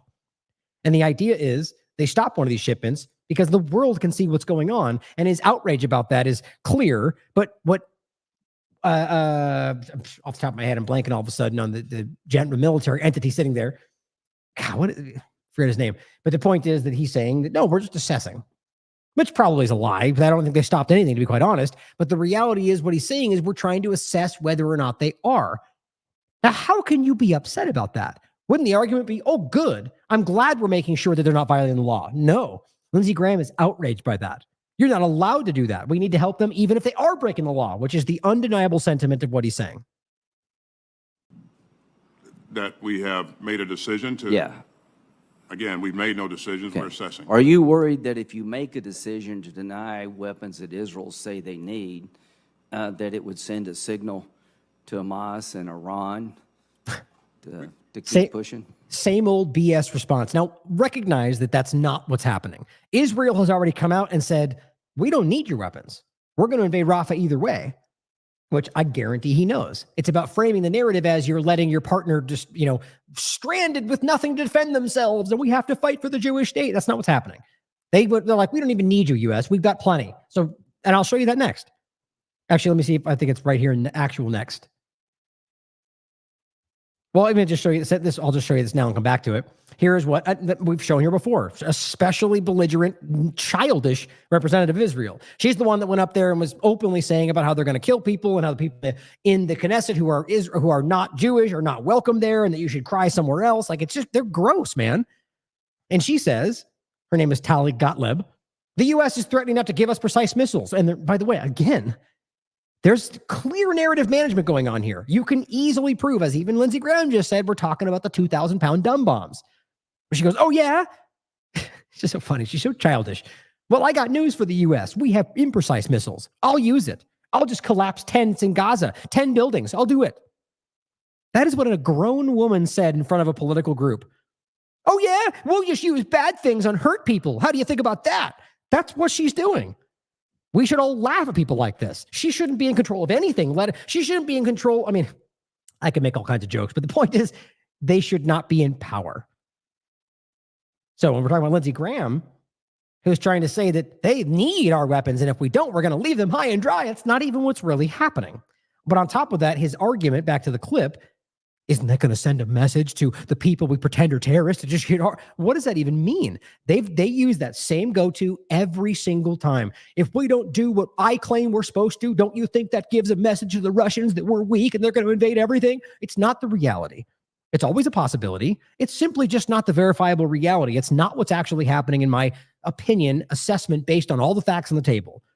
The Iranians are not interested, in my opinion, in invading every country the moment that Lindsey Graham looks the other direction. Neither are the Houthis. Most of these groups are fighting for resistance movements against oppression. Now, I argue, as always, any of these governments would rise to the position of the U.S. if given enough time and enough overwhelming power and influence. That's just what I think government can ultimately become. But what we're staring at now is him trying to frame the people fighting against their genocide as the ones that will do the thing they're doing, should they not arm the one carrying out the genocide. Senator, we want to make sure that we're providing the right kinds of weaponry. Okay. Lloyd Austin, excuse me. I couldn't remember his name for a minute. That's who he is. I saw his name tag, so I didn't remember. Would you have supported dropping the atomic bombs on Hiroshima and Nagasaki, General Brown, in World War II? Oh, my God, this is crazy. Well, Senator, I think just based on the situation, what are the... Well, we know. I mean, it's happened. We know. I'm not asking. They did it. Do you think that was disproportionate? This is so fascinating to me. Do you know what's happening right here, in my opinion? Look, it's a pretty it's actually an interesting thing. The conversation about dropping those bombs. We're supposed to pretend like that was justified. We're supposed to pretend as Americans that was somehow the right thing to do, even though we all know it wasn't. And everybody anywhere with a brain integrity and the briefest understanding of history knows that they were already pulling back in most every position, and they decided to do it anyway, to threaten Russia and to see what happened. You can literally find statements by this from the people that were there at the time. The point is, it was not about the necessity of fighting off the evil of the world. It's just not what happened. And so what he's doing right now, which I know Lindsey Graham I can't speak to what I believe he's aware of that clear reality. If not, that's just as terrifying because he doesn't even know basic realities of history, but who knows? But he's putting it to them because I think the secret understanding is we're all supposed to pretend that's the right thing, even though he knows they probably don't want to say that out loud because average Americans are going to be like, what? You agree with being the only country to ever use a nuclear bomb on a bunch of civilians? Like, that's crazy. But he's doing it for a tactical reason. He's trying to get them to kind of either not say no or say yes, so we can turn around and go, that's why we need to give the big bombs to Israel. So is your analogy that Israel's going to bomb a bunch of civilians with the bombs and that should be okay because they're all bad guys? We're not fit children. We're not stuck in a time where we didn't have the understanding of the history or the internet. Lindsey Graham doesn't wrap his mind around that, or he is so desperately compromised that it doesn't matter. It was definitely. Well, what do you in hindsight? You see, I don't think he wanted the answer. It's a hard question because the answer is no. We shouldn't have done it. Do you think that was the right decision for America to drop 2 atomic bombs on the Japanese cities in question? Well, I'll tell you, it stopped the World War. Okay. No, it didn't. You see, and that's the cop out. That's the sidestep. No, it did not. The war was ending, and you can find 1,000 examples of how they already knew this, and they bombed it anyway. Okay, well, so we had do you agree, General Austin? If you'd been around, would you say drop them? God, this guy is such a belligerent war maniac. I just can't get past how gross this person is. I agree with the chairman here. I mean, if we go back in time, says, hey, we got 2 atomic bombs, should we drop them? What would you say? Well, I think the leadership was interested in curtailing the. Well, what's Israel interested in? See? Do you believe Iran really wants to kill all the Jews if they could? How are you even connecting these conversations? So your argument is we should use a nuclear bomb, or we should allow them to have one, or at least a big munition because Iran wants to kill all the Jews, which isn't even true? I mean, it's shockingly stupid. It's shockingly alarming. These people have actual power, and this should terrify us. And then you got screaming Republicans in the two-party illusion that broadly and blindly support people like this. Now, I do agree that a lot of the conservatives are seeing through people like this, but sometimes they just call them rhinos and don't realize that it's not a it's a two-party illusion. In any case, though, these are people that we should be scared about. They're driving things that are in the action, they're counter to interests of Americans under the guise that they're in your interest. And what he's talking about now is the lie that they want to kill all the Jews, despite the fact that they're very clearly, just like even Hamas, their updated charter, they're going after Zionism. They recognize the difference between the people of the country and the government, just like they very clearly say about the United States. That when they burn the flag or they're talking about the government and the oppressive actions of that government, which most Americans are becoming aware of right now. And so all he's trying to do is create the blind acceptance that because the Jews are at threat, which by the way, there are Jews all over the world, not just in Israel, somehow that's the only thing we want to point at, that we have to give them the bombs that they're using to murder children. And that's supposed to be the rules-based international order. The Iranian regime, yeah. Do you believe Hamas is serious when they say we'll keep doing it over and over again? Do you? That has been a leader, in quotes, in Qatar, who they clearly protect, and by the way, Israel funds Hamas, who is saying the thing that they want to point at. I have not seen the Hamas resistance in Gaza say that. I have not seen people on the ground say, we're going to keep doing. What I have seen is we'll continue to resist. We'll continue to fight against oppression until we get our self-determination. And of course, they just go, that means kill all the Jews. And it's as easy as ever for someone like him to lie about that. Do you agree that they will if they can? And how do you even know that that's what they think? This is a game. I do. Hamas, okay, though, right. Do you believe that Hezbollah is a terrorist organization also bent on the destruction of the Jewish state? Why don't you just write down what you want us to think, Lindsey Graham, and just pin it to the and just cover the screen with it and say, this is what we're going to know. Like you're just this is not anything other than you setting your narrative about the lies of all of this. Hezbollah is a resistance group that was grown organically in this country that is fighting against all. I mean, right now, they are currently fighting against the occupation that Israel has of their territory. So again, it is a legal act of armed resistance, and all they want to do is call it all terrorism. Or how about the Sudan, who you wanted to call terrorism until they decided to normalize with Israel and nothing changed, and all of a sudden they're no longer terrorists. So you don't need to look any further than to realize the name terrorist only means against our interests in the eyes of both of these countries. Hezbollah is a terrorist organization. Okay, so Israel's been hit in the last few weeks by Iran, Hezbollah, and Hamas. But what you forgot to include is that they've been bombing, occupying, and murdering people in those countries for a very long time. But when they finally responded, which is a legal act of armed resistance, Lindsey Graham uses that to argue they're all terrorists. So we should bomb their civilians too with nuclear bombs. Dedicated to their destruction. And you're telling me you're going to tell them how to fight the war? It's not what he said, Lindsey Graham. And here comes the fake outrage. What they said is we're evaluating shipments because they're potentially used to kill civilians. And what they can and can't use when... So it's your munitions that you're giving them, and you're complaining that you're telling them what they can and can't use? No, you're not using U.S. tax dollars to fund what they're doing with those munitions. But he doesn't care about that. He wants you as an American to spend your tax dollars that you worked for, that they steal in every other way, to fund a foreign country's genocide.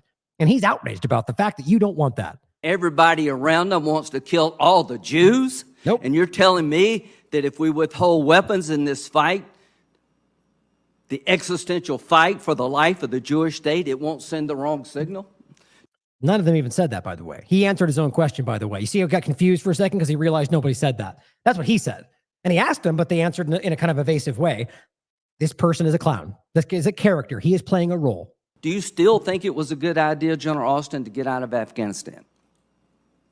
I support the president's decision. Yeah, I think. Pick a lane, man. Where if you're going to try to make an analogy, at least connect the dots. You're trying to say here is that the idea is that by stopping the support, it ended up badly. But they're terrible overlaps. The reality of Afghanistan is a shocking failure because they never were there to stop terrorism.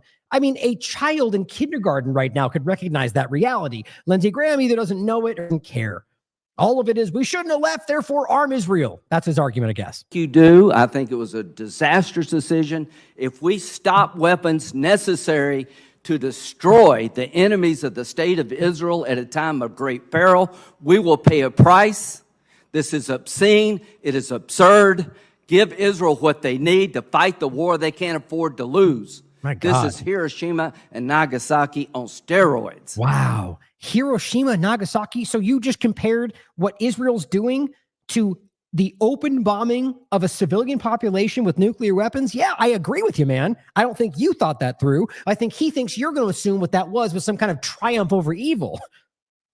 It's the easiest thing in the world to recognize that at the very least that you bombed a city full of civilians 2 times. So again, guys, either he's trying to send a secret message to Israel that we're okay with you murdering this entire area of Rafah, or he is that stupid. I mean, it wasn't even a good analogy. At the end of the day, he supports murder and arming of genocide. That's what he's talking about. It's terrifying to me because these people have power. And here again is this Israeli entity. So over here, you've got Lindsey Graham pretending to be a representative of the United States, saying that we have to give them whatever they need. And here she is at the same time over in Israel saying, oh yeah, you're not going to give us what we need. We're just going to do whatever we want. We're going to bomb people with indiscriminate missiles. That's what she says. And so we're not supposed to connect those dots and be like, they just said, if you give them, they're going to, I mean, the point is they're killing innocent people. They're proudly waving this in front of your face. And Lindsey Graham can't even acknowledge that. How do you see that as anything but dishonest? Now, here is what Lindsey Graham is pretending isn't happening or really wants to continue. Times of Gaza reports, day 215, just the past 24 hours, 4 massacres committed by Israel, 60 people killed, 110 injured. One day. That happened every single day. Now, here are 2 clips that I want you to see in regard to, and we're going to get into a lot of the stuff around these conversations. Matt Miller, painfully sidestepping obvious realities. As I said, it's just painful to watch this monster twist himself into a pretzel to avoid any accountability for Israel's shockingly blatant war crimes. Crimes that even the mainstream media are now being forced to openly call out in order to stop the hemorrhaging of their dwindling following. Senior UNRWA official Scott Anderson told Politico the other day that IDF units are already on the ground in Rafah, killing dozens of people there, including kids.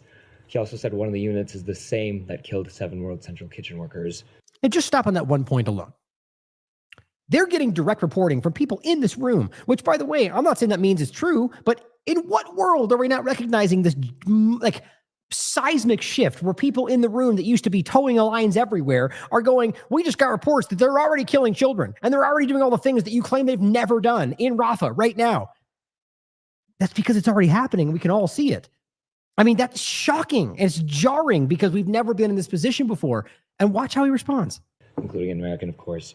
So he's saying the idea. And you mentioned the World Central Kitchen. It's one of the groups that was involved with killing them that they pretended to sanction and then never did. And they're there killing children. That's what he just said. On the ground in Rafah, killing dozens of people there, including kids. He also said one of the units is the same that killed 7 World Central Kitchen workers, including an American, of course. So he's saying the IDF is already killing people, to Said's point, kind of, in a way that questions this line between major and minor operations. And one of these units is one that ostensibly killed an American. So how is the U.S. letting an Israeli unit that killed an American now continue to kill Palestinians? Like, is that not a red line? So I'm just not able. And before he answers, remember, that was the group that we were talking about investigating. That it's an ongoing investigation. And one guy even asked, well, one of them, you haven't finished investigating, but you're still arming them. And they're like, well, yeah, well, and they just kind of walk away from it. The point is, well, that means you don't care. If you know that there's reports they're committing crimes and you fund them until you find out, that's about as stupid as saying, keep taking those shots until we find out if they're dangerous, which is what happened. At least in the lie about AstraZeneca, they yank it off and go, oh, sorry, turns out you were right for 4 years. No, the point is that they didn't care. It's not safe to continue using the thing that seems like it might be until you find out for sure. That's agenda. It's the same thing here. You don't give them weapons until you find out, oh, now we know for sure. There are clear allegations from people standing as well as evidence over the top everywhere about how they're committing crimes, and they're still funding them. That's the truth. Oops. And now continue to kill Palestinians. Like, is that not a red line? So I'm just not able to verify that report. And since I'm not able to verify that report, That's always how it goes. I haven't heard of that, and I'm not sure. We'll talk about it later. I'm not able to comment on any implications of it. Okay, but conceivably, I mean, red line. Bottom line, I can't verify that to be true, so I can't talk about any possible implications for something I don't know to be true. But just to follow up on that, so he's actually arguing we don't know for sure that they've killed children, or the argument is that you assume every one of them was a human shield, which even then, by the way, going back to day one, still does not justify it. That's the reality of this. Even if every single one of them is tied to Hamas's legs, it is still collective punishment the way they're carrying this out. That was the day one argument, and it's still the same today. The government just ran roughshod right over the conversation. They're still pushing. But the United Nations and people involved, like Francesca Albanese, were very clear about the provable reality of international law. They don't care. What is the latest on the unit that did kill the World Central Kitchen workers? Oh, yeah? I don't have any updates to offer on that. Okay. Oh, sorry, we don't care. You mean that investigation that we'd asked you 4 weeks ago that you just were still investigating and now we don't know? No update? How much you want to bet that it never gets resolved, like every other thing they put off? And then, secondly, it's been 101 days now since Hinder Job, her family members, medics sent to save her were killed. So first question related to that is there an update on the investigation into that attack? I don't have anyone. I'm happy to go back and get you the latest. So that's buried mass graves, the shooting of the people. Oh, yeah, we have to follow up on that. Well, that's the same thing you said 2 weeks ago. Okay, so she's one of 14,000 kids killed. Israeli forces have killed those World Central Kitchen workers. Of course, there's 100 more. President Biden admits Israel has killed civilians with U.S. weapons. We have the delay of them. That's right, by the way. Biden himself on an interview admitted that they have killed children. Whether it's a byproduct or not. Isn't that enough? Like, isn't that the reality is that it's very clear that they're now beginning to admit some element of this. And they're still, in a weird way, the dynamic is Matt Miller still stands up and acts like we have yet to verify a single crime. So we're still investigating. Biden just literally said it on news. I mean, the point is Biden, I think, is stumbling into certain things like using the word occupation. Doesn't change the fact that we can see it.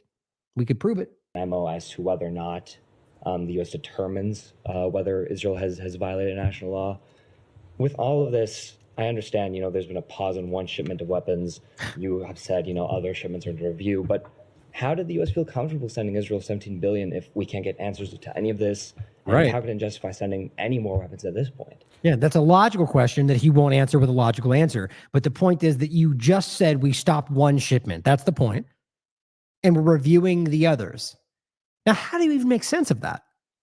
What was the point with the one shipment? Is that a unique shipment that somehow is especially dangerous? And if so, why is it even being used? The point is that it's not. It's about a token.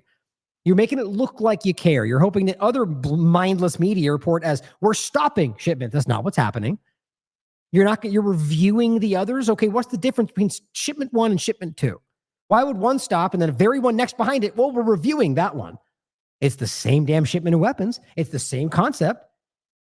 Obviously the same point. We're being manipulated. So 2 things can be true at the same time, and 2 things are true at the same time here. One, that we do have concerns about certain ways that Israel has conducted operations. We've been open and forthright about those. We care. We're concerned about it, but we haven't done anything to stop it, though. But we're really concerned, guys. I'm really concerned. Now here's some more weapons. Engaged with the government of Israel about ways they can improve their operations to minimize civilian harm. We've seen them take some steps. We haven't seen them take enough. And it's just hilarious. Remember the beginning narrative was that they're taking every measure possible? Funny how that shifted, isn't it? So every measure possible became you need to do more. I'd love them to explain that discrepancy. Of course, that has led us to have concerns about how a Rafah operation would unfold. That is one thing that's true. The other thing that's true is that we are committed to Israel's defense. Israel is a democracy in the Middle East. That is a long time. All right, so the other thing that's true is we're going to do it anyway, so shut up. That's what, I mean, what's the meaning of that? The other truth is that we're committed to doing it? How do you even take that as anything like? You just literally said, we are concerned about these things, and the other truth is we don't care about those things, and we're going to do it anyway. These guys, I mean, they must be so completely trapped in their lies. I know he feels uncomfortable. I can see it in his face every time he does this, because everybody in the room knows he's lying. And even the people in that room that used to toe the lines are not asking questions like that. They put him in a very uncomfortable position, and they make him look really dumb. And he's not a dumb person. I mean, he's actually much better at this than KJP and plenty of others, even though that's White House. We're still talking about the same propagandizing of the narrative. Here's another one that's important. I'm not going to play the whole thing, I think, but this is just a flashback, first of all, of, remember, October 10th. 80 children have been killed. 80. And by the way, by October 10th, Amnesty, if you haven't seen this, I'm sure you have, you watched this show, had already come out with their, or already finished, by the way, it came out on the 20th. Oh, I'm sorry, I went to the 12th. But they, 7th to the 12th, they already found out that Gaza was war crimes are being committed. Damning evidence of war crimes as Israeli attacks wipe out entire families. Proved it, but nobody cared. Kept going because the U.S. is complete. We're talking about an illegitimate government at this point that doesn't care about what its own people thinks, let alone caring about civilian lives in the world. But when 80 people were killed, children, just 80 children. We're at 15,000 plus at this point. His outrage about how October 7th, there are women and children and everything that was going, which, by the way, it's any human life matters. Apparently that's racist today, that all lives matter. How is that racist? The point is that it's crazy to see that we're here in this position now with more than 15,000 killed, and we can't apply the same logic. This has been an ongoing cover-up from day one. And by the way, it shouldn't surprise you, that's what their job is, to obfuscate. Has the right to defend itself. It has the right to take action against the terrorists who launched this brutal attack and killed Israeli civilians. It killed American civilians, killed mothers and children and babies and kidnapped children. Nope. Half of that's false. And on top of that, we recognize that you only care about the Americans taken from Israel, but you don't care about the Americans, over 600 of them trapped in Gaza, many of which are probably dead now. Your American U.S. government disregarded that Americans were trapped, some of which weren't even from Palestine. They were just American Palestinians that were there visiting and got trapped, one of which was killed. It's showing you the woman who died in the hospital bed. They didn't even talk about that. Are they less American because they are partly Palestinian? Like, these people don't care about any of that. It's the reality of what they are, and what they pretend to be is what they think you want. And what's Israel doing? And so they are going to take action to respond to this terrorist attack. Do you have any idea on the number of Palestinians killed by Israel in the last 4 days? I have seen public reports.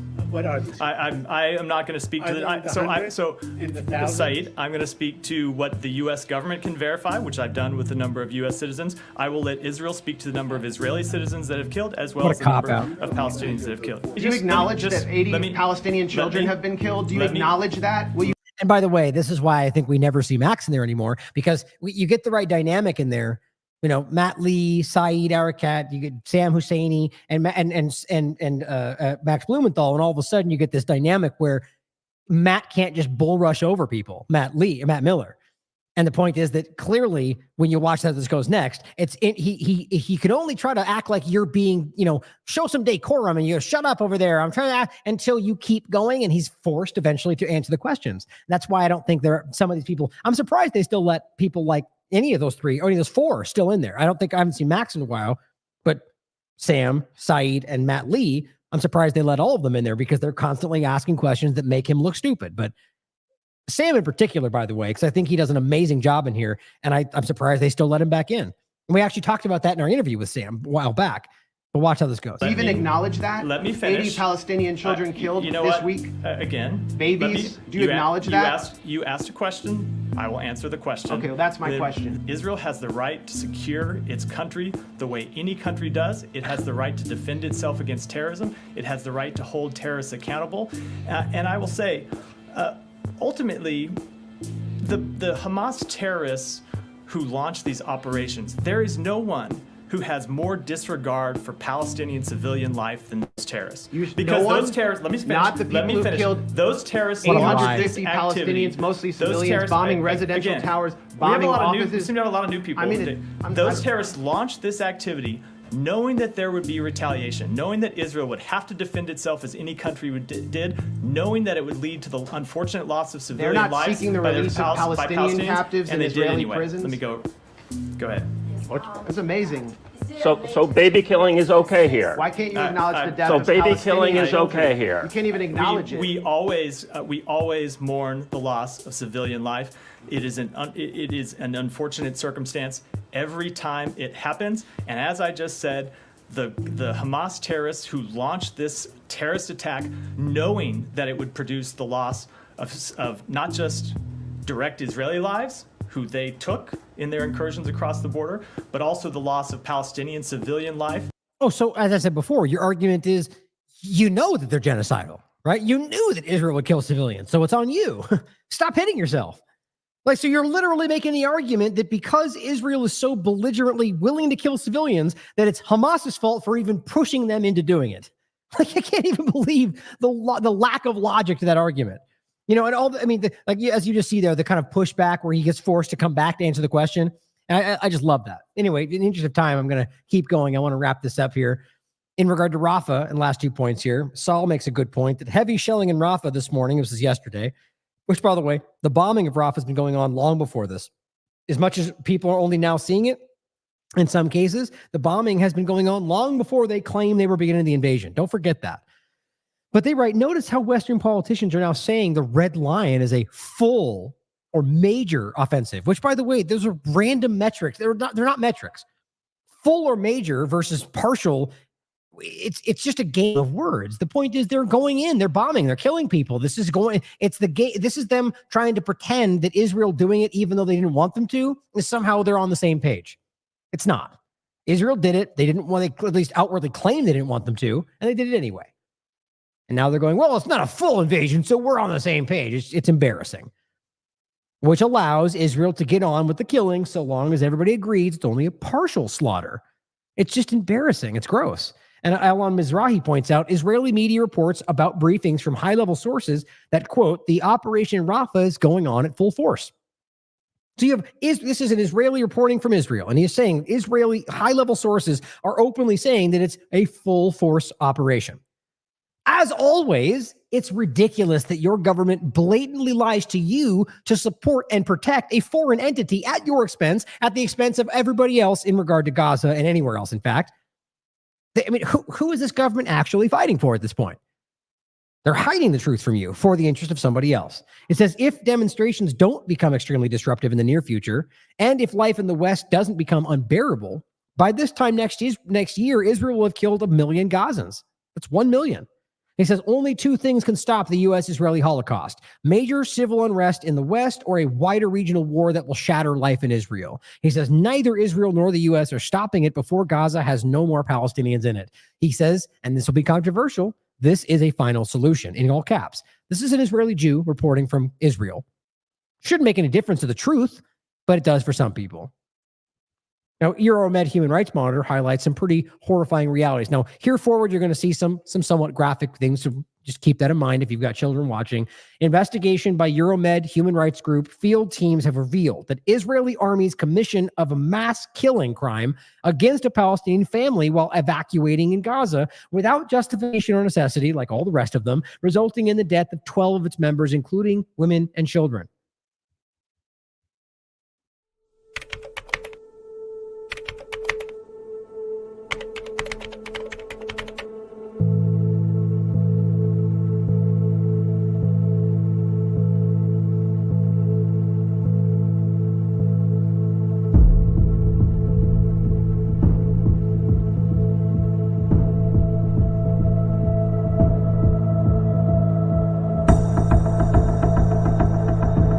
In the podcast, it's just showing dead bodies scattered around the street,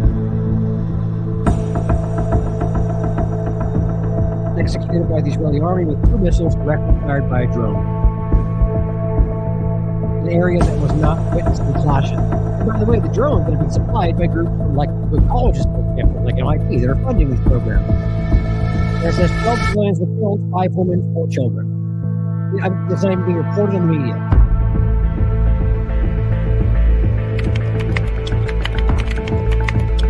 Forced to evacuate their homes and then bomb in the street, just like we keep telling you.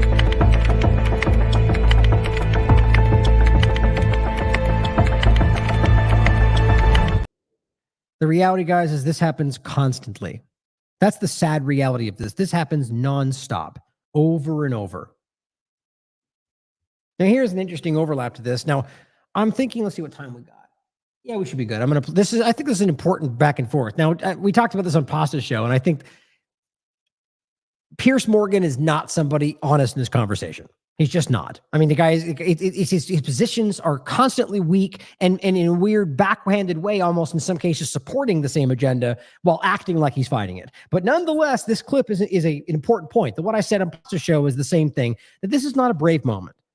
This is Piers Morgan acknowledging the shockingly self-evident thing that the rest of the media is ignoring. Sort of like the reverse of what Joe Scarborough is doing, right? Well, everybody in the media, the international community all says the same. So, yeah, well, you're wrong, and they're all wrong. Or really, the point is they're all knowingly lying, and that's the bigger picture. So in this case, what he's doing is calling out this guy for the obvious circular logic that he's putting forward. The obvious reality that what he's saying, if when turned the other way, proves that they either don't care about civilian casualties or they're not even bothering to look while they're counting what they claim are Hamas members. But the truth is, we know that's not happening because they're just throwing out numbers. And I think that's what this really shows. But even Piers Morgan pushed on this. Now, I think it's because this has been something that is shockingly obvious from the very beginning. So either this was an organized effort to make it look like this is happening, or in any case, it's Piers taking advantage of something that they know we all know. Because I bet you he's getting comments and emails about it because it's that ridiculously obvious.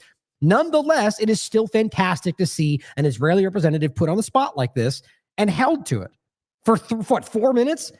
It made him very uncomfortable. And this is what real journalism would look like if this was actually what was going on and constantly being done in the same way. What needs to happen? How many civilians do you believe you've killed?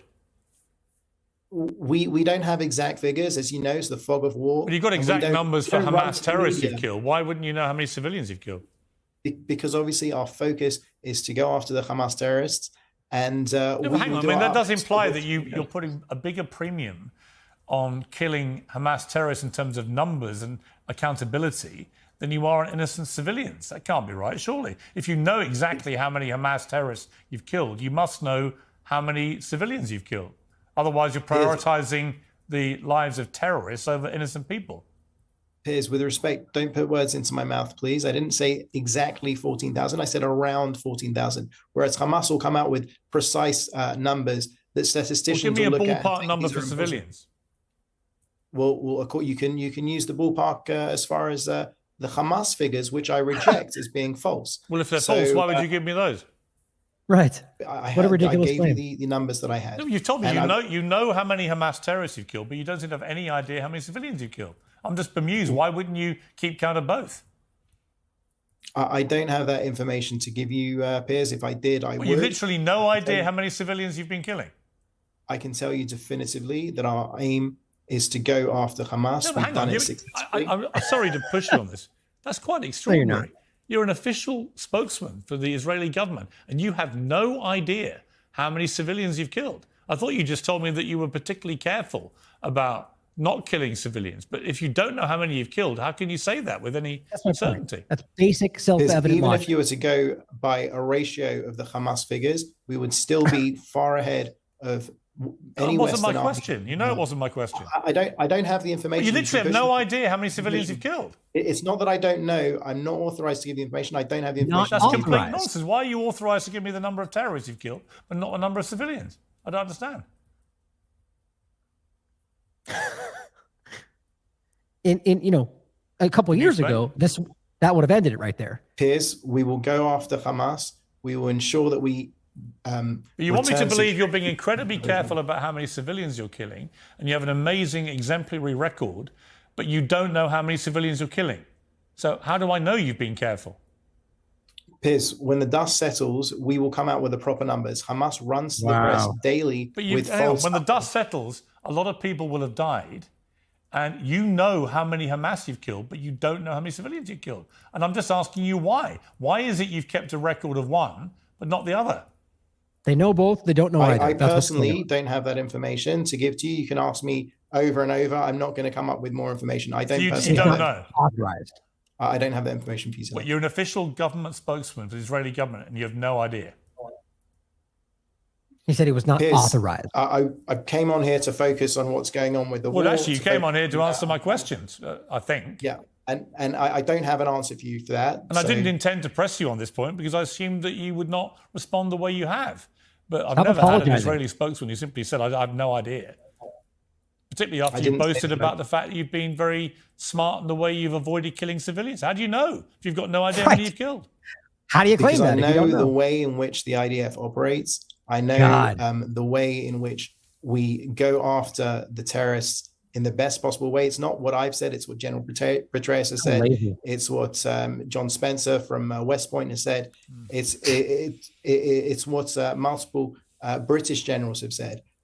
Israel goes out of its way to avoid civilian casualties. That's what we'll do. If you can point to me to another conflict by which they have evacuated, got out of harm's way civilians to the extent that Israel has done, then fine. Sorry, with respect, Mr. Hyman, how can you possibly expect me to accept any comparisons to any other conflict or war, given that you do not know how many civilians you've killed? Piers, you understand that I can't prosecute the war over the media. I'm just asking you for basic information. I'm not trying to trap you, and I'm not trying to unfairly harangue you. I think people are watching this and they'll make their own conclusions. I just find it astonishing that the moment I asked you how many Hamas you killed, you could tell me immediately. And the moment I ask you about civilians, you haven't got a clue, literally. That you're not even prepared to issue a ballpark number. And I think people will find that staggering, particularly given that you are insistent that you're doing everything you can to avoid killing civilians. To which, again, I just simply ask, how do you know? If you don't know how many you're killing, how can you possibly be sure that you are, A, doing better than other people waging war elsewhere, or B, that you have any idea how many you're killing? You don't, clearly. And the other point, where's that button? How many? Sorry.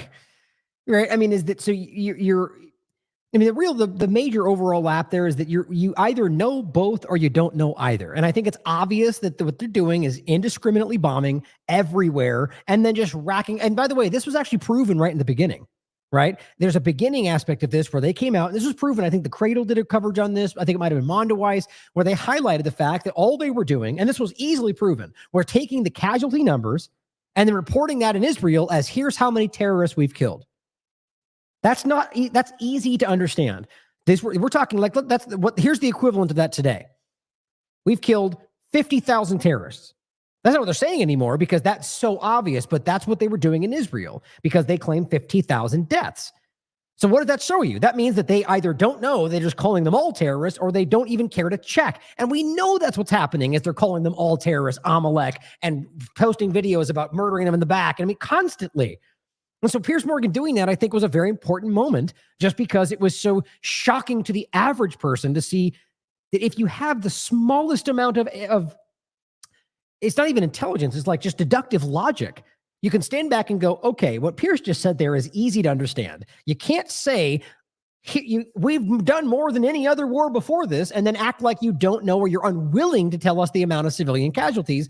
And then say that even if we don't know that we're supposed to assume that you just know that number and it is less than other wars. I mean, that's blind support, which is what most of these places are doing. Even Piers in every other circumstance.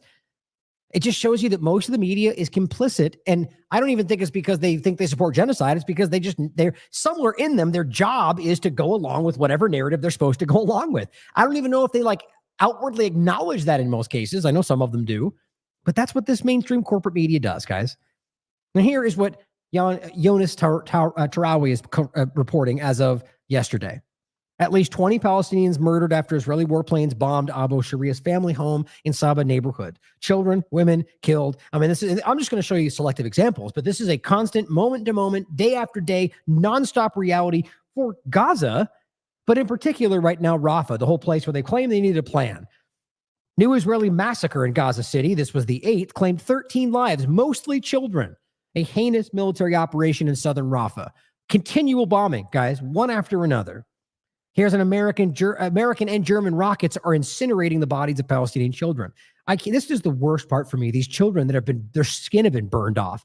You know, the children that was crying and calling for his father who couldn't even hug him because his whole body is burned.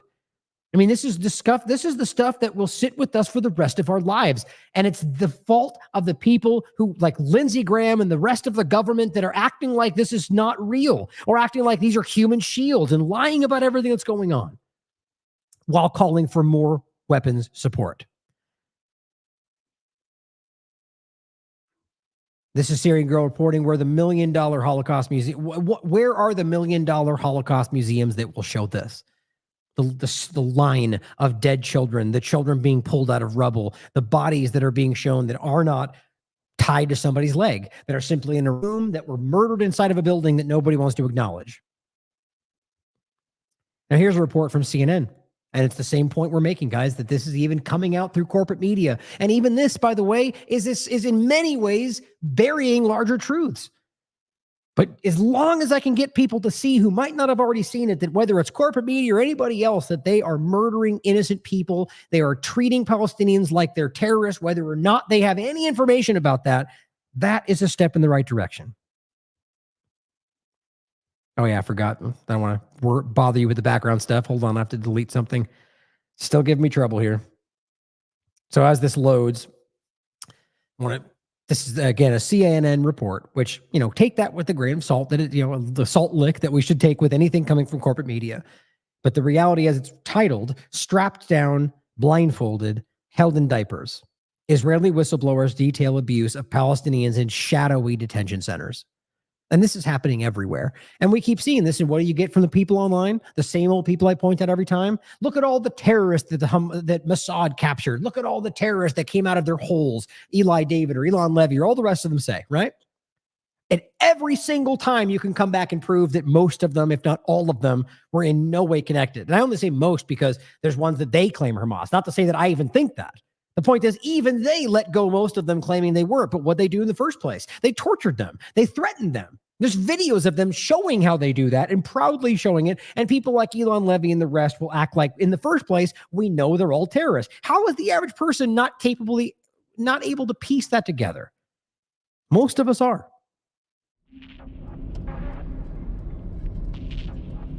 It's a place the Israeli military doesn't want us to see. How many Palestinians are in there right now? Who are you? Give me please now. Hang on, what is it that you want? Can I write my card? But CNN has gained exclusive evidence of Palestinian prisoner abuse from multiple Israeli whistleblowers.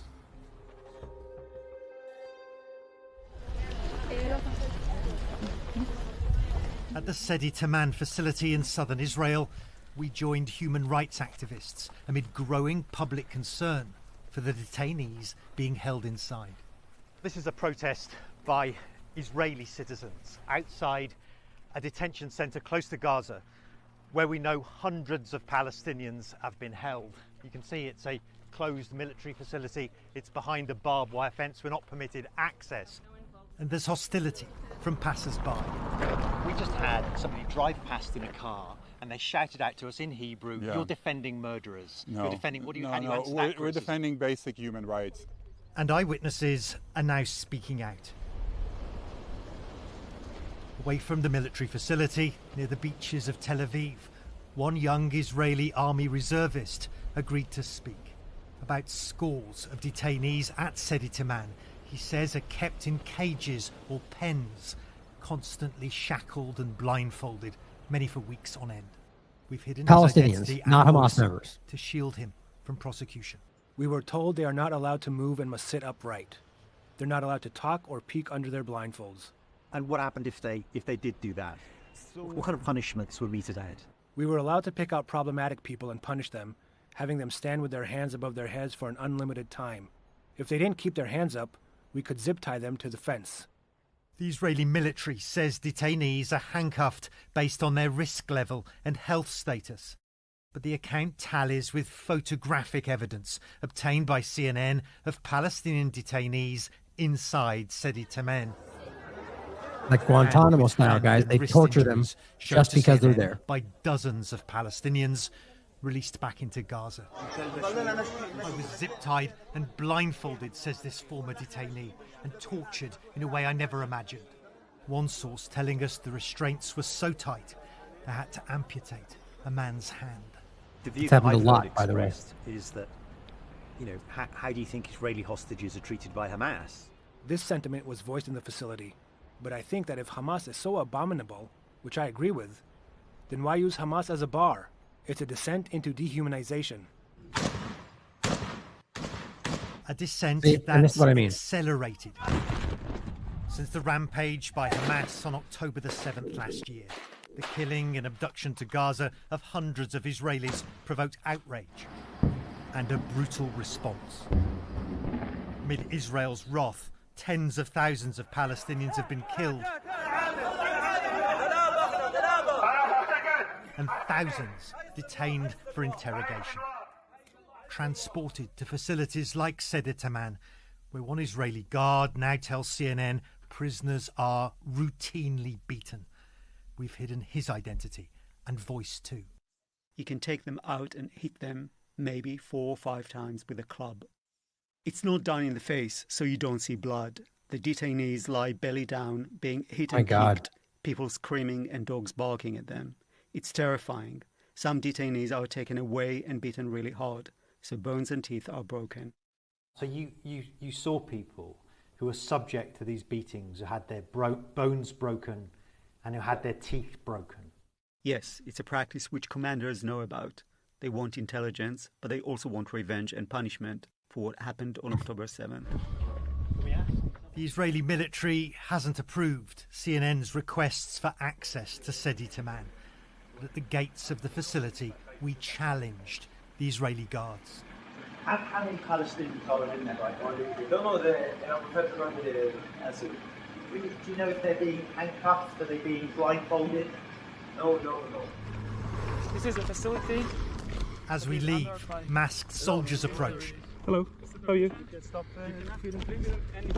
I'm filming this place. It's a property of the army. Oh. So who are you guys? From CNN. Give me please. Now imagine what happened if they weren't CNN. Give me please now. Give me please now. Hang on, what is it? Yeah, democracy, right? Press freedom. Look at this. Then Imagine if they weren't CNN. Imagine if it was a Palestinian group. Journalists. You know We're what would driving happen. now to meet one Israeli with personal experience of the Sidi Taman facility. It's experience that he says has left him shocked at the condition and the medical treatment of Palestinian detainees there. He told us he treated Palestinian detainees with gunshot wounds fresh from the war zone in Gaza, but was appalled at the lack of equipment and expertise. The problem is, Gazans who are brought in are labeled as terrorists, and it is very popular opinion over here that terrorists deserve to die, so they do not deserve the same medical care as everyone else. Satellite imagery obtained by CNN shows how the Sidi Taman facility was expanded after the October 7th attacks, with detention facilities and makeshift medical bays being added after public hospitals in Israel refused to treat injured Gazan suspects. Wow. Eyewitness accounts describe a field hospital with 15 to 20 patients, virtually naked and blindfolded, with hands and feet shackled to their beds and wearing diapers. One eyewitness told CNN painful procedures were carried out by underqualified medics. Treatment the medical workers. Guys, how is this not like Nazi Germany style stuff, guys? This is not a hard thing to wrap your mind around. Total vulnerability. If you imagine being unable to move, being unable to see what's going on, that's something that borders, if not crosses, into psychological torture. The Israeli military says prisoners are stripped for security checks and that investigations are opened when there's suspicion of misconduct. Still, accounts from Israelis and Palestinians inside and the shocking images paint a disturbing picture. Matthew Chance, CNN, at Sedi Taman in southern Israel. Right, let's not forget that we're talking about things like Guantanamo Bay, where we saw very similar treatment. Where do you think that training and overlap came from? Right? It goes both ways, but let's realize there's a reason these things look the same. And it's horrifying to me that we act like this isn't happening. Like, this is, for crying out loud, this is CNN. And that doesn't mean that I mean that because they say it, that makes it true. It's shocking to see this on such a high-level corporate outlet that's highlighting the things that in real time, the government and Israel's government and a lot of the people around their power structures are screaming is fake news and racism, and also it's CNN and Jew-hating outlet now. Like, how do you make sense of that without realizing that we're being lied to? I know you guys know this. 99% of what you just heard in that CNN clip, you've already heard from me. The point is that this is important to see the shift in the conversation. So here is highlighting this image, by the way, where you can see the torture of these people, and he reiterates. And this is Omar Shakir saying, and he is from Human Rights Watch, saying amputated limbs due to overcuffing. Guys, this has been an ongoing reality since long before October 7th, but it's been a lot of coverage since then. Stripped detainees in diapers fed through straws, which, by the way, means they're letting them defecate in their bed because they have a diaper on. This is torture we're talking about. And of course, here's what Jared Smith says. Can't wait for the expose on Hamas treatment of its hostages and other detainees. Like, these people are just, I mean, who knows if this is a bot or whatever else, but the point is, this is somebody who can't even acknowledge what's right in front of you because you're acting like, well, Hamas would be worse, would be the assumption that, by the way, there's a mountain of evidence proving right now that's not what's happening to them. And again, I don't even need to go into it. 15 different people that have come back from Gaza are now telling us to this very day that they were treated kindly, that they were given food, that they weren't tortured. And yet this guy, all he can do is go, I can't wait for you to do this over here. What? Let's even say you think that's important. Maybe it is. Can you not at least go time out? I can't support what they're doing. No, because they don't care about Palestinians. It's self-evident. There's no way you can ignore something like that. And don't forget, this is now the second time from a corporate outlet that we have an IDF members. In one case, and I think there was more than one. This was an individual from the IDF in this case who have blown the whistle and told you openly crimes are being committed. Here's just the opening clip that I shared with this guy. You should definitely watch the entire show. Do you think that you witnessed war crimes taking place? Probably. The ground assumption is that they are Hamas. And then if you go this way, you're bound to kill people that are not. Now, in a rare interview, one soldier tells us about the reality he says he witnessed. What kind of stuff would they say? There are no uninvolved, only unarmed. This is something that I'm going to carry for the rest of my life. Deniable. Now, look, you can dispute the breadth of it, how many times it's happening and how many are doing it, but this is going on. And that means the U.S. government, the Israeli government, and everybody else behind it gaslighting are actively hiding crimes they know are being committed. This is Channel 4 in the UK, mainstream media. Haaretz has covered it countless times. They've called out the lies of the Hannibal Directive, or the truth of the Hannibal Directive, the lies around October 7th. It just keeps going. They keep dragging this zombie genocide narrative forward, or the zombie narrative around the hiding the genocide. The point is, the IDF whistleblower has admitted institutional war crimes, that they've seen it. And now another one's coming out. And with all the evidence we have, I can't believe this is actually still ongoing. Jonas also points out this, going back, he's been covering this from the very beginning, showing you the lies about this. But here's more images, more documentation in Khan Yunis, showing dozens of Palestinians kidnapped, treated the same. These aren't terrorists. These are not Hamas members. Now, here's a sad reality talking about the Nazi overlap, guys. But what you're about to see here is pretty shocking to me. Now, these are the people I argue that there are, I only say argue because I don't know that they all voluntarily went here, but that I argue are the people that at the very least have been driven or chose to move along to the place they drove them to just because they know that Israel's going to bomb Rafah. But the problem is that they also know they're going to bomb them along the way. They're going to bomb where they go. But, for whatever reason, and I can't dispute that, who knows what's safer. I don't know. They would probably know better than me that they choose to go along with what Israel's asking of them. But just look at how this looks to you. As Uncover points out, this is not a Nazi concentration camp in World War II in 1945. This is Gaza concentration camp in 2024. As they write, a Holocaust is happening right before our eyes and the world is silent. Never again apparently means nothing to people unless you're talking about Zionists. But watch what this looks like.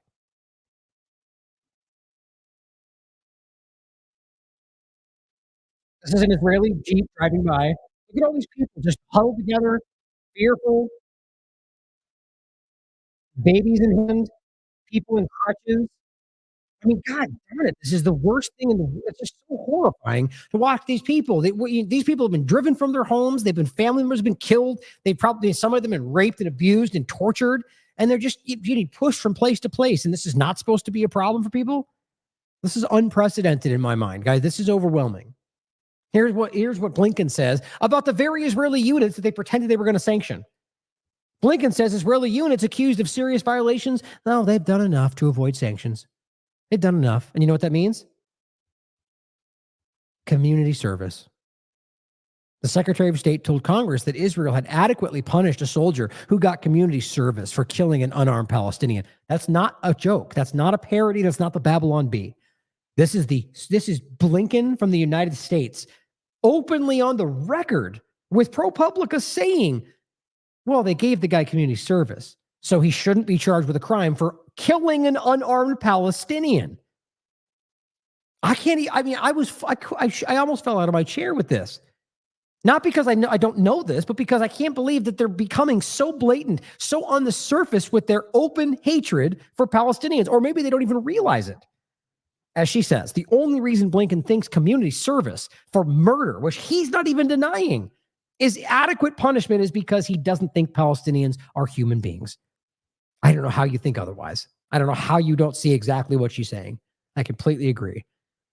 Here is what the representative from South Africa, the one that was leading the International Criminal Court accusations, the truth of the genocide. Here's what she has to say. If an African leader had committed 1% of what Netanyahu has done, or the entire Israeli government is complicit in, and the United States government as well, the warrant would have been issued several months ago. And we all know that. The International Criminal Court has jurisdiction over the situation in Palestine. And we have previously called on the Office of the Prosecutor to urgently lead a thorough and impartial investigation into this matter, one that complies with international legal standards, to establish the facts and bring those responsible to justice. If all of this were happening in Africa, they would have already issued warrants. It took 3 weeks to issue warrants on Putin, 7 months, nothing on Prime Minister Netanyahu and his ministers. Of course, you'd have seen in reports today that the prosecutor of the ICC has received, like me, a letter from congressmen who have indicated that if you dare to issue a warrant, we will deal with you. Same letter I have received. That's just so crazy. They'll deal with you. What do you think that means? Those people like Tom Cotton, people like Cruz. What the heck? God, I'm having the worst memory right now today. For some reason, Tom, of course, obviously jumped into my head that, it's Senator Cruz, Marco Rubio, and they were right in line with this. Why can't I remember Rubio or Cruz's first name? Who cares? The point is that they all happily signed on to a letter that was openly, belligerently threatening people who were trying to do their jobs. Ted Cruz, thank you. The Cradle writes, and this is in regard to Lebanon even, guys. So as Lindsey Graham is trying to frame this as, they're all attacking Israel. By the way, Israel's illegally occupying every single one of these areas other than Iran, right? In Golan Heights in Syria, parts of Lebanon, all of Gaza. I mean, it's ridiculous. But it says several casualties in Israel's bombing of even southern Lebanon.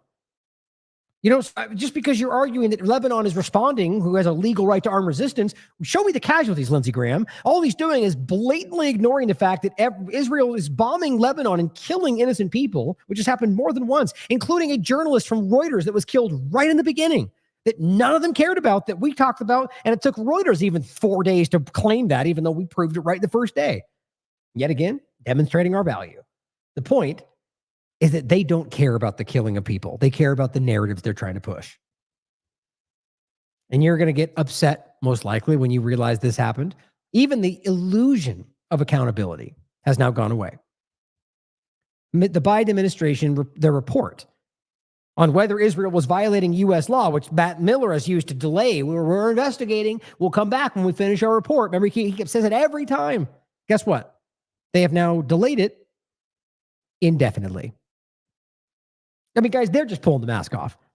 Yes, we're criminals. Shut up. We don't care what you think. Right? Like, I don't know if this is being goaded on by Israel or if they're just realizing, you know what, the cat's out of the bag. Who cares? Let's just treat them like authoritarian governments openly do, because that's what we are. Just kill them when they protest, whatever else.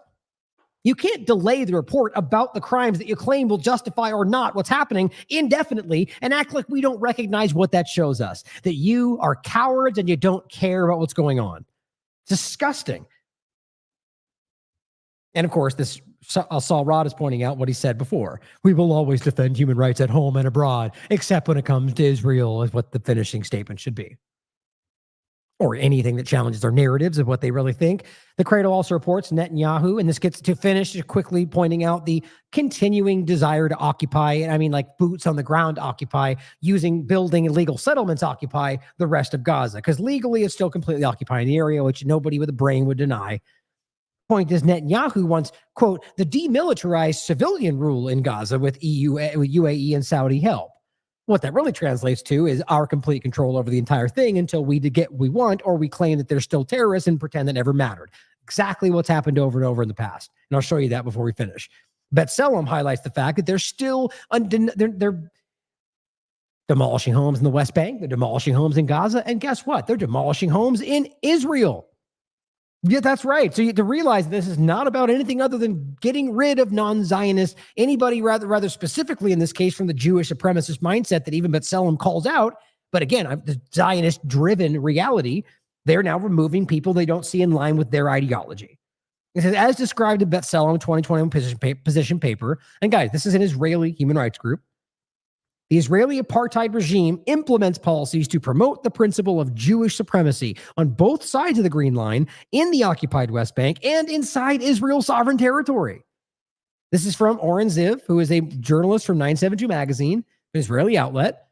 Israeli forces demolished the entire Bedouin village of Wadi Khalil in the Negev, leaving over 300 people without housing. They don't care about these people. And you realize all they just say is it's illegal. And the point is, it's because they've never given these people permits for places that they are asking for. Same as anywhere else. So they can later look back and go, it's illegitimate, and just push them out of the way. Why? At least as B'Tselem is arguing, because it's a Jewish supremacist mindset that, in my opinion, is driven by Zionism. Now, here's the places we're talking about. Israel destroys dozens of Bedouin homes in Negev. Now, Robert's written about the Bedouin population for a long time. Just so we understand what we're talking about, is this is in the Negev desert. We're talking about Israel, not West Bank, not Gaza. So just understand that this is not some unique Hamas-only problem, guys. This is how they treat anybody they see as their adversary. Not honest people we're talking about here. Max Blumenthal highlights, and this is what he said. This is first what they say here. This photo is not from the Gaza envelope on October 7th. This destroyed homes area. These are people's homes. Nor they continue, nor after a pogrom instigated by Jewish settlers in the West Bank, which has also happened. This photo was taken yesterday, on the 8th, a 15-minute drive from Beersheba. And Max writes, Israeli police destroyed yet another Bedouin village in the Negev on the grounds that it was unrecognized. Though the residents of Wadi al-Khalil are Israeli citizens, though. Israeli citizens, guys. Just like the Orthodox Jews, they're also Israeli citizens that they beat up every time they talk about Zionism. But his point is they are being ethnically cleansed off their land because they're not Jewish. How do we think this is something that's okay? Even if it's only about Judaism, which I believe it's more about Zionism and it's the Judaism manipulation, but I could be wrong. The bottom line is that how do people not recognize that this is ethno-nationalism, that this is colonial settlement? Everything we've talked about, these aren't buzzwords. These are what they openly are. It's what they previously have claimed they are, a settler colonialism project. This is ethnic cleansing and on full display. Now, on an overlap with that, and this is also in occupied Jerusalem, Francesca Albanese highlights this. First, the Direct Commissioner General of UNRWA highlights this evening, and this was on the 9th, Israeli residents, so just random Israeli residents, likely led by illegal settlers, by the way, because that's what usually pushes this forward, they set fire to the perimeter of a United Nations headquarter building for UNRWA in occupied East Jerusalem. There's zero accountability for this stuff. This is, by the way, this is not some Hamas headquarters. This is in East Jerusalem. This is a UN headquarters that is like the idea that Hamas is everywhere is just an illusion that's being spun. You could argue that UN might have, I personally would argue that about the UN body in general, but they have not produced any evidence that UNRWA is part of Hamas or from October 7th involved. The US and Canada and even Germany have called this out. I believe it was Germany, but many of their allies. This took place while UNRWA and other UN agency staff were on the compound. While there are no casualties among the staff, the fire caused extensive damage. Headquarters on its ground, a petrol and diesel station for the agency's fleet of cars. So it's affecting their ability to then do other things as well, which is probably the point. They'll turn around and blame them for not delivering things now because this is how this works. Our director, with the help of other staff, had to put out the fire themselves, and it took the Israeli fire extinguishers and police a while before they even turned up. Not a surprise. A crowd accompanied by armed men, that's my point, were witnessed outside the compound chanting, "Burn down the United Nations."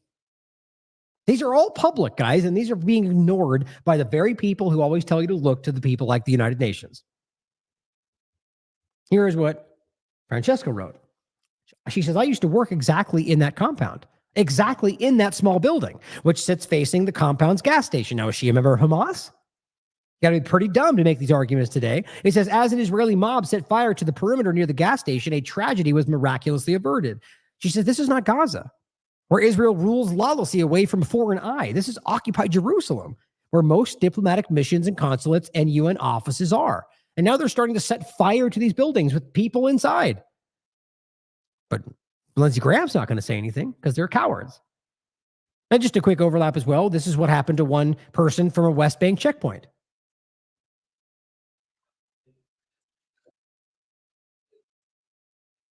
For those in the podcast, which is pretty hard to look at, the guy lost his eye. It's a big purple eye, and he shows you what happened. He got hit in the face with the butt of a gun because he was in the wrong place at the wrong time. It's nonstop, and Robert can personally testify to the reality of that. Now, and lastly, on these last couple of points, let's realize that this is what it looks like to truly use the buildings they claim Hamas uses. Occupy hospitals and use human shields, right?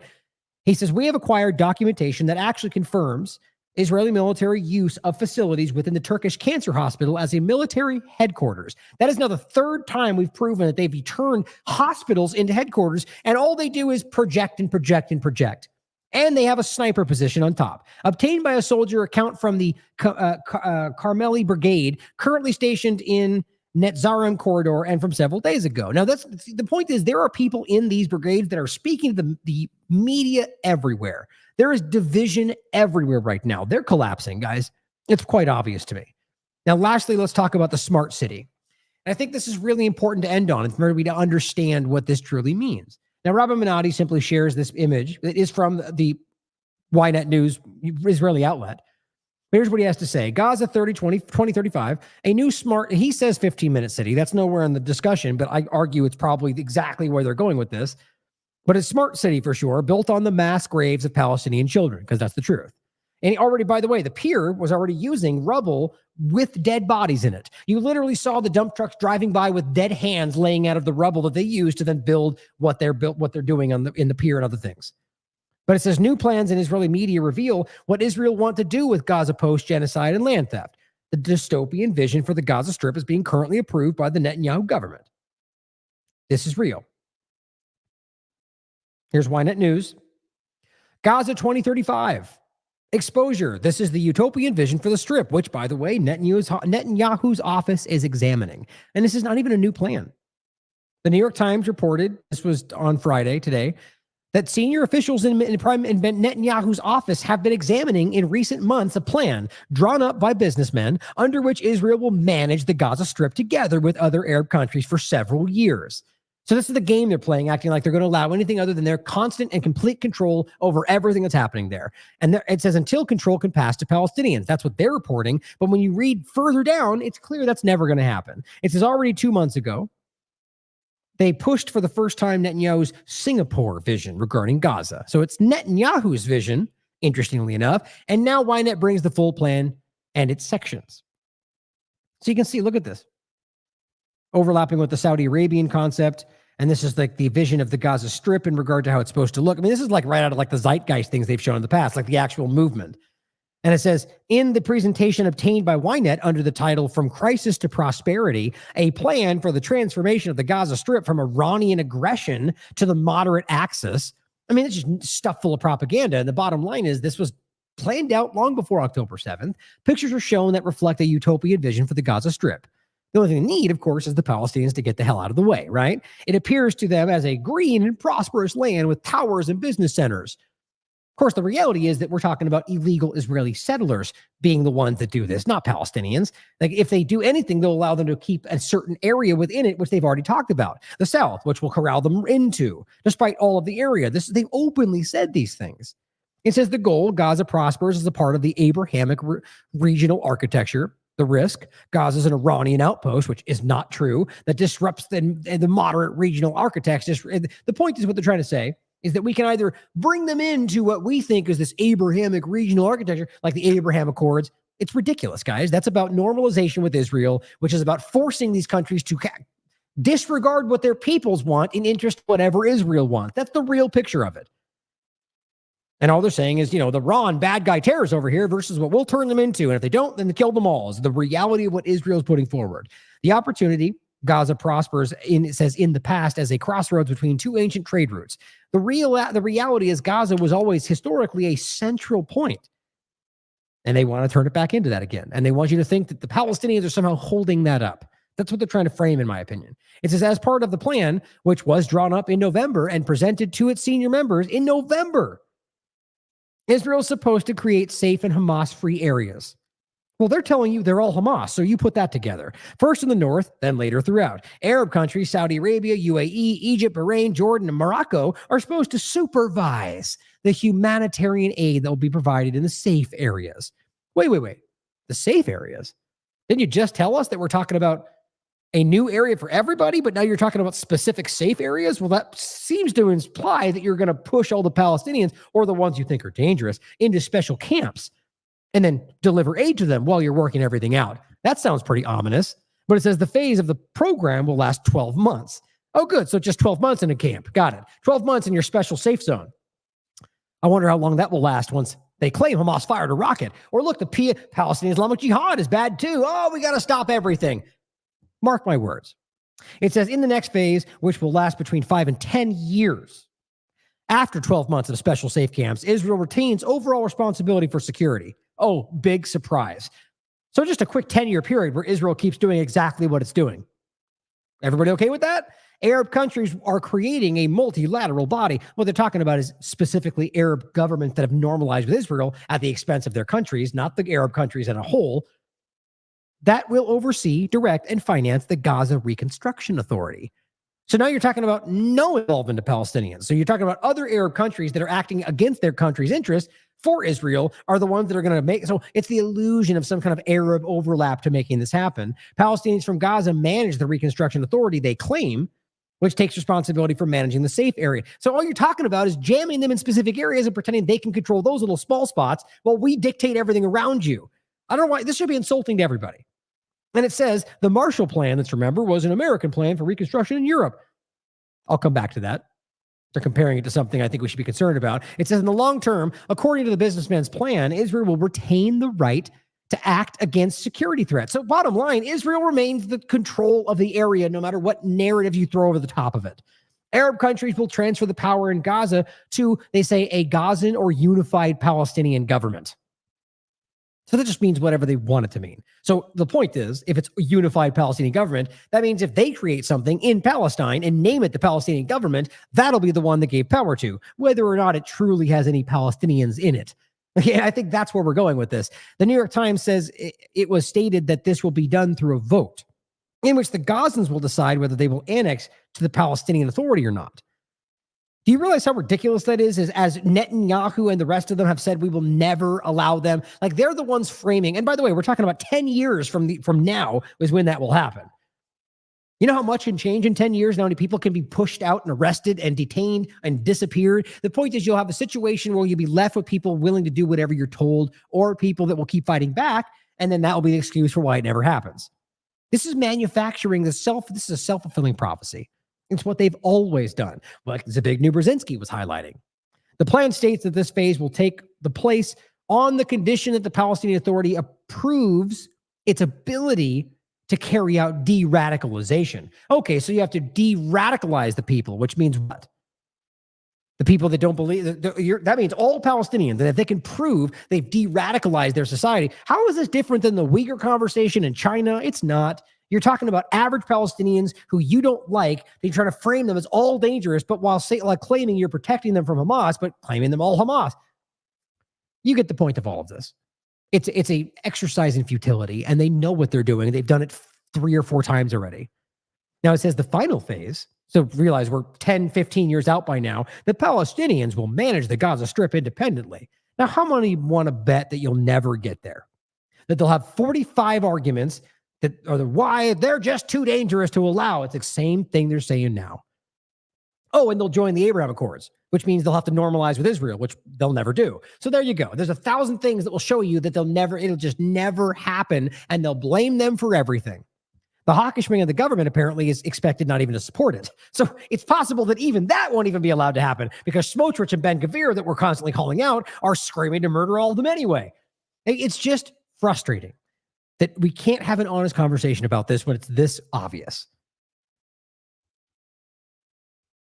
Now, I guess there was the last couple parts here. I think the point was, it says they stated that Netanyahu refrained from speaking about this publicly. Now, why would that be? If your whole point is about, it's because this is an agenda. This is not about the Palestinians at all, and it's about trying to make sure you have the right moment and cultivating the perception of it before you put out the lie, in my opinion. Now, it says the authors of the plan emphasize that through it, Israel will be able to achieve long-term security in the South. Right, so it's not about Palestinians at all. It's about Israel trying to achieve what it wants. How is that not clear? It says the U.S., for its part, will stabilize the Middle East and achieve dominance in the region. Oh, good. More power for the U.S. More, this is showing you their real face. Alongside the realization that the Biden administration's vision for a trade corridor between India and the Middle East. Right. So it's all about you. But the Palestinians can be controlled for 15 years and we'll give them something and we'll call it for them. We'll say it's about Palestinian self-determination. It says on the one page of the, I think it was the point about the Gaza 2030 vision that's noted, and it's written that while Iran is spreading radicalism and instability from the Northeast, the Middle East is turning southwest. That's not even remotely true. It's just so embarrassing, the narrative they try to set. The Middle East it's objectively turning against Israel in every possible way. Even the governments like Egypt and the rest of them are not able to control the very overwhelmingly obvious anti-Israel sentiment from their people. Wildly justified today, not Jewish, Israeli, Zionist. But it says the utopian vision, which is also somewhat reminiscent of the dreams that existed after the disengagement plan and before the Hamas government was elected. That's the point. It's the same damn stuff, guys. Oh, man. What happened there? Oh, it just forced refresh. That's what happened. Typical. Always changing things. That's how this works. Let me get back to it. We're almost done with this last part. And then interestingly enough, here's what it says. Solar fields. Oh, and it says alongside the development of the gas reservoirs, which we all knew was part of this. So they're literally going to create the seaport. Oh, I skipped this part. Hold on. Yeah, so just right here, it says the masterminds of the plan, they believe that it will be possible to build railroads from the Gaza to the seaport and airport in nearby Al Arish alongside the development of the gas reservoirs, of course, which will do. All the revenue will only go to the United States and Israel at the expense of everybody else, of course, just like with all of Africa. Solar fields in the Sinai will provide energy for regional desalination plants. The reconstruction of Gaza will require raw materials and services from the Gulf countries, which will create demand and opportunity. So you're just folding in other entities. And the bottom line is none of this goes to help the Palestinians. None of them want this. They don't want you to build a world for them that they have to live in. They want to build their own world. They want self-determination. They want their land back, guys. It's quite obvious. This is as a case study, the creators of the program point out that it will be possible, for example, to produce electric vehicles in the Gaza Strip now. Oh, good. We can start pumping out the other things we're going to push to the rest of the world from a place that doesn't want it. The manufacturing companies will set up the factories and infrastructure in the north. So we're going to start building our companies there. Are we still talking about 4 Palestinians? Well, let's pretend. It's just so gross and obvious what's happening. And the bottom line is to talk about the Marshall Plan, the finishing point, I should say.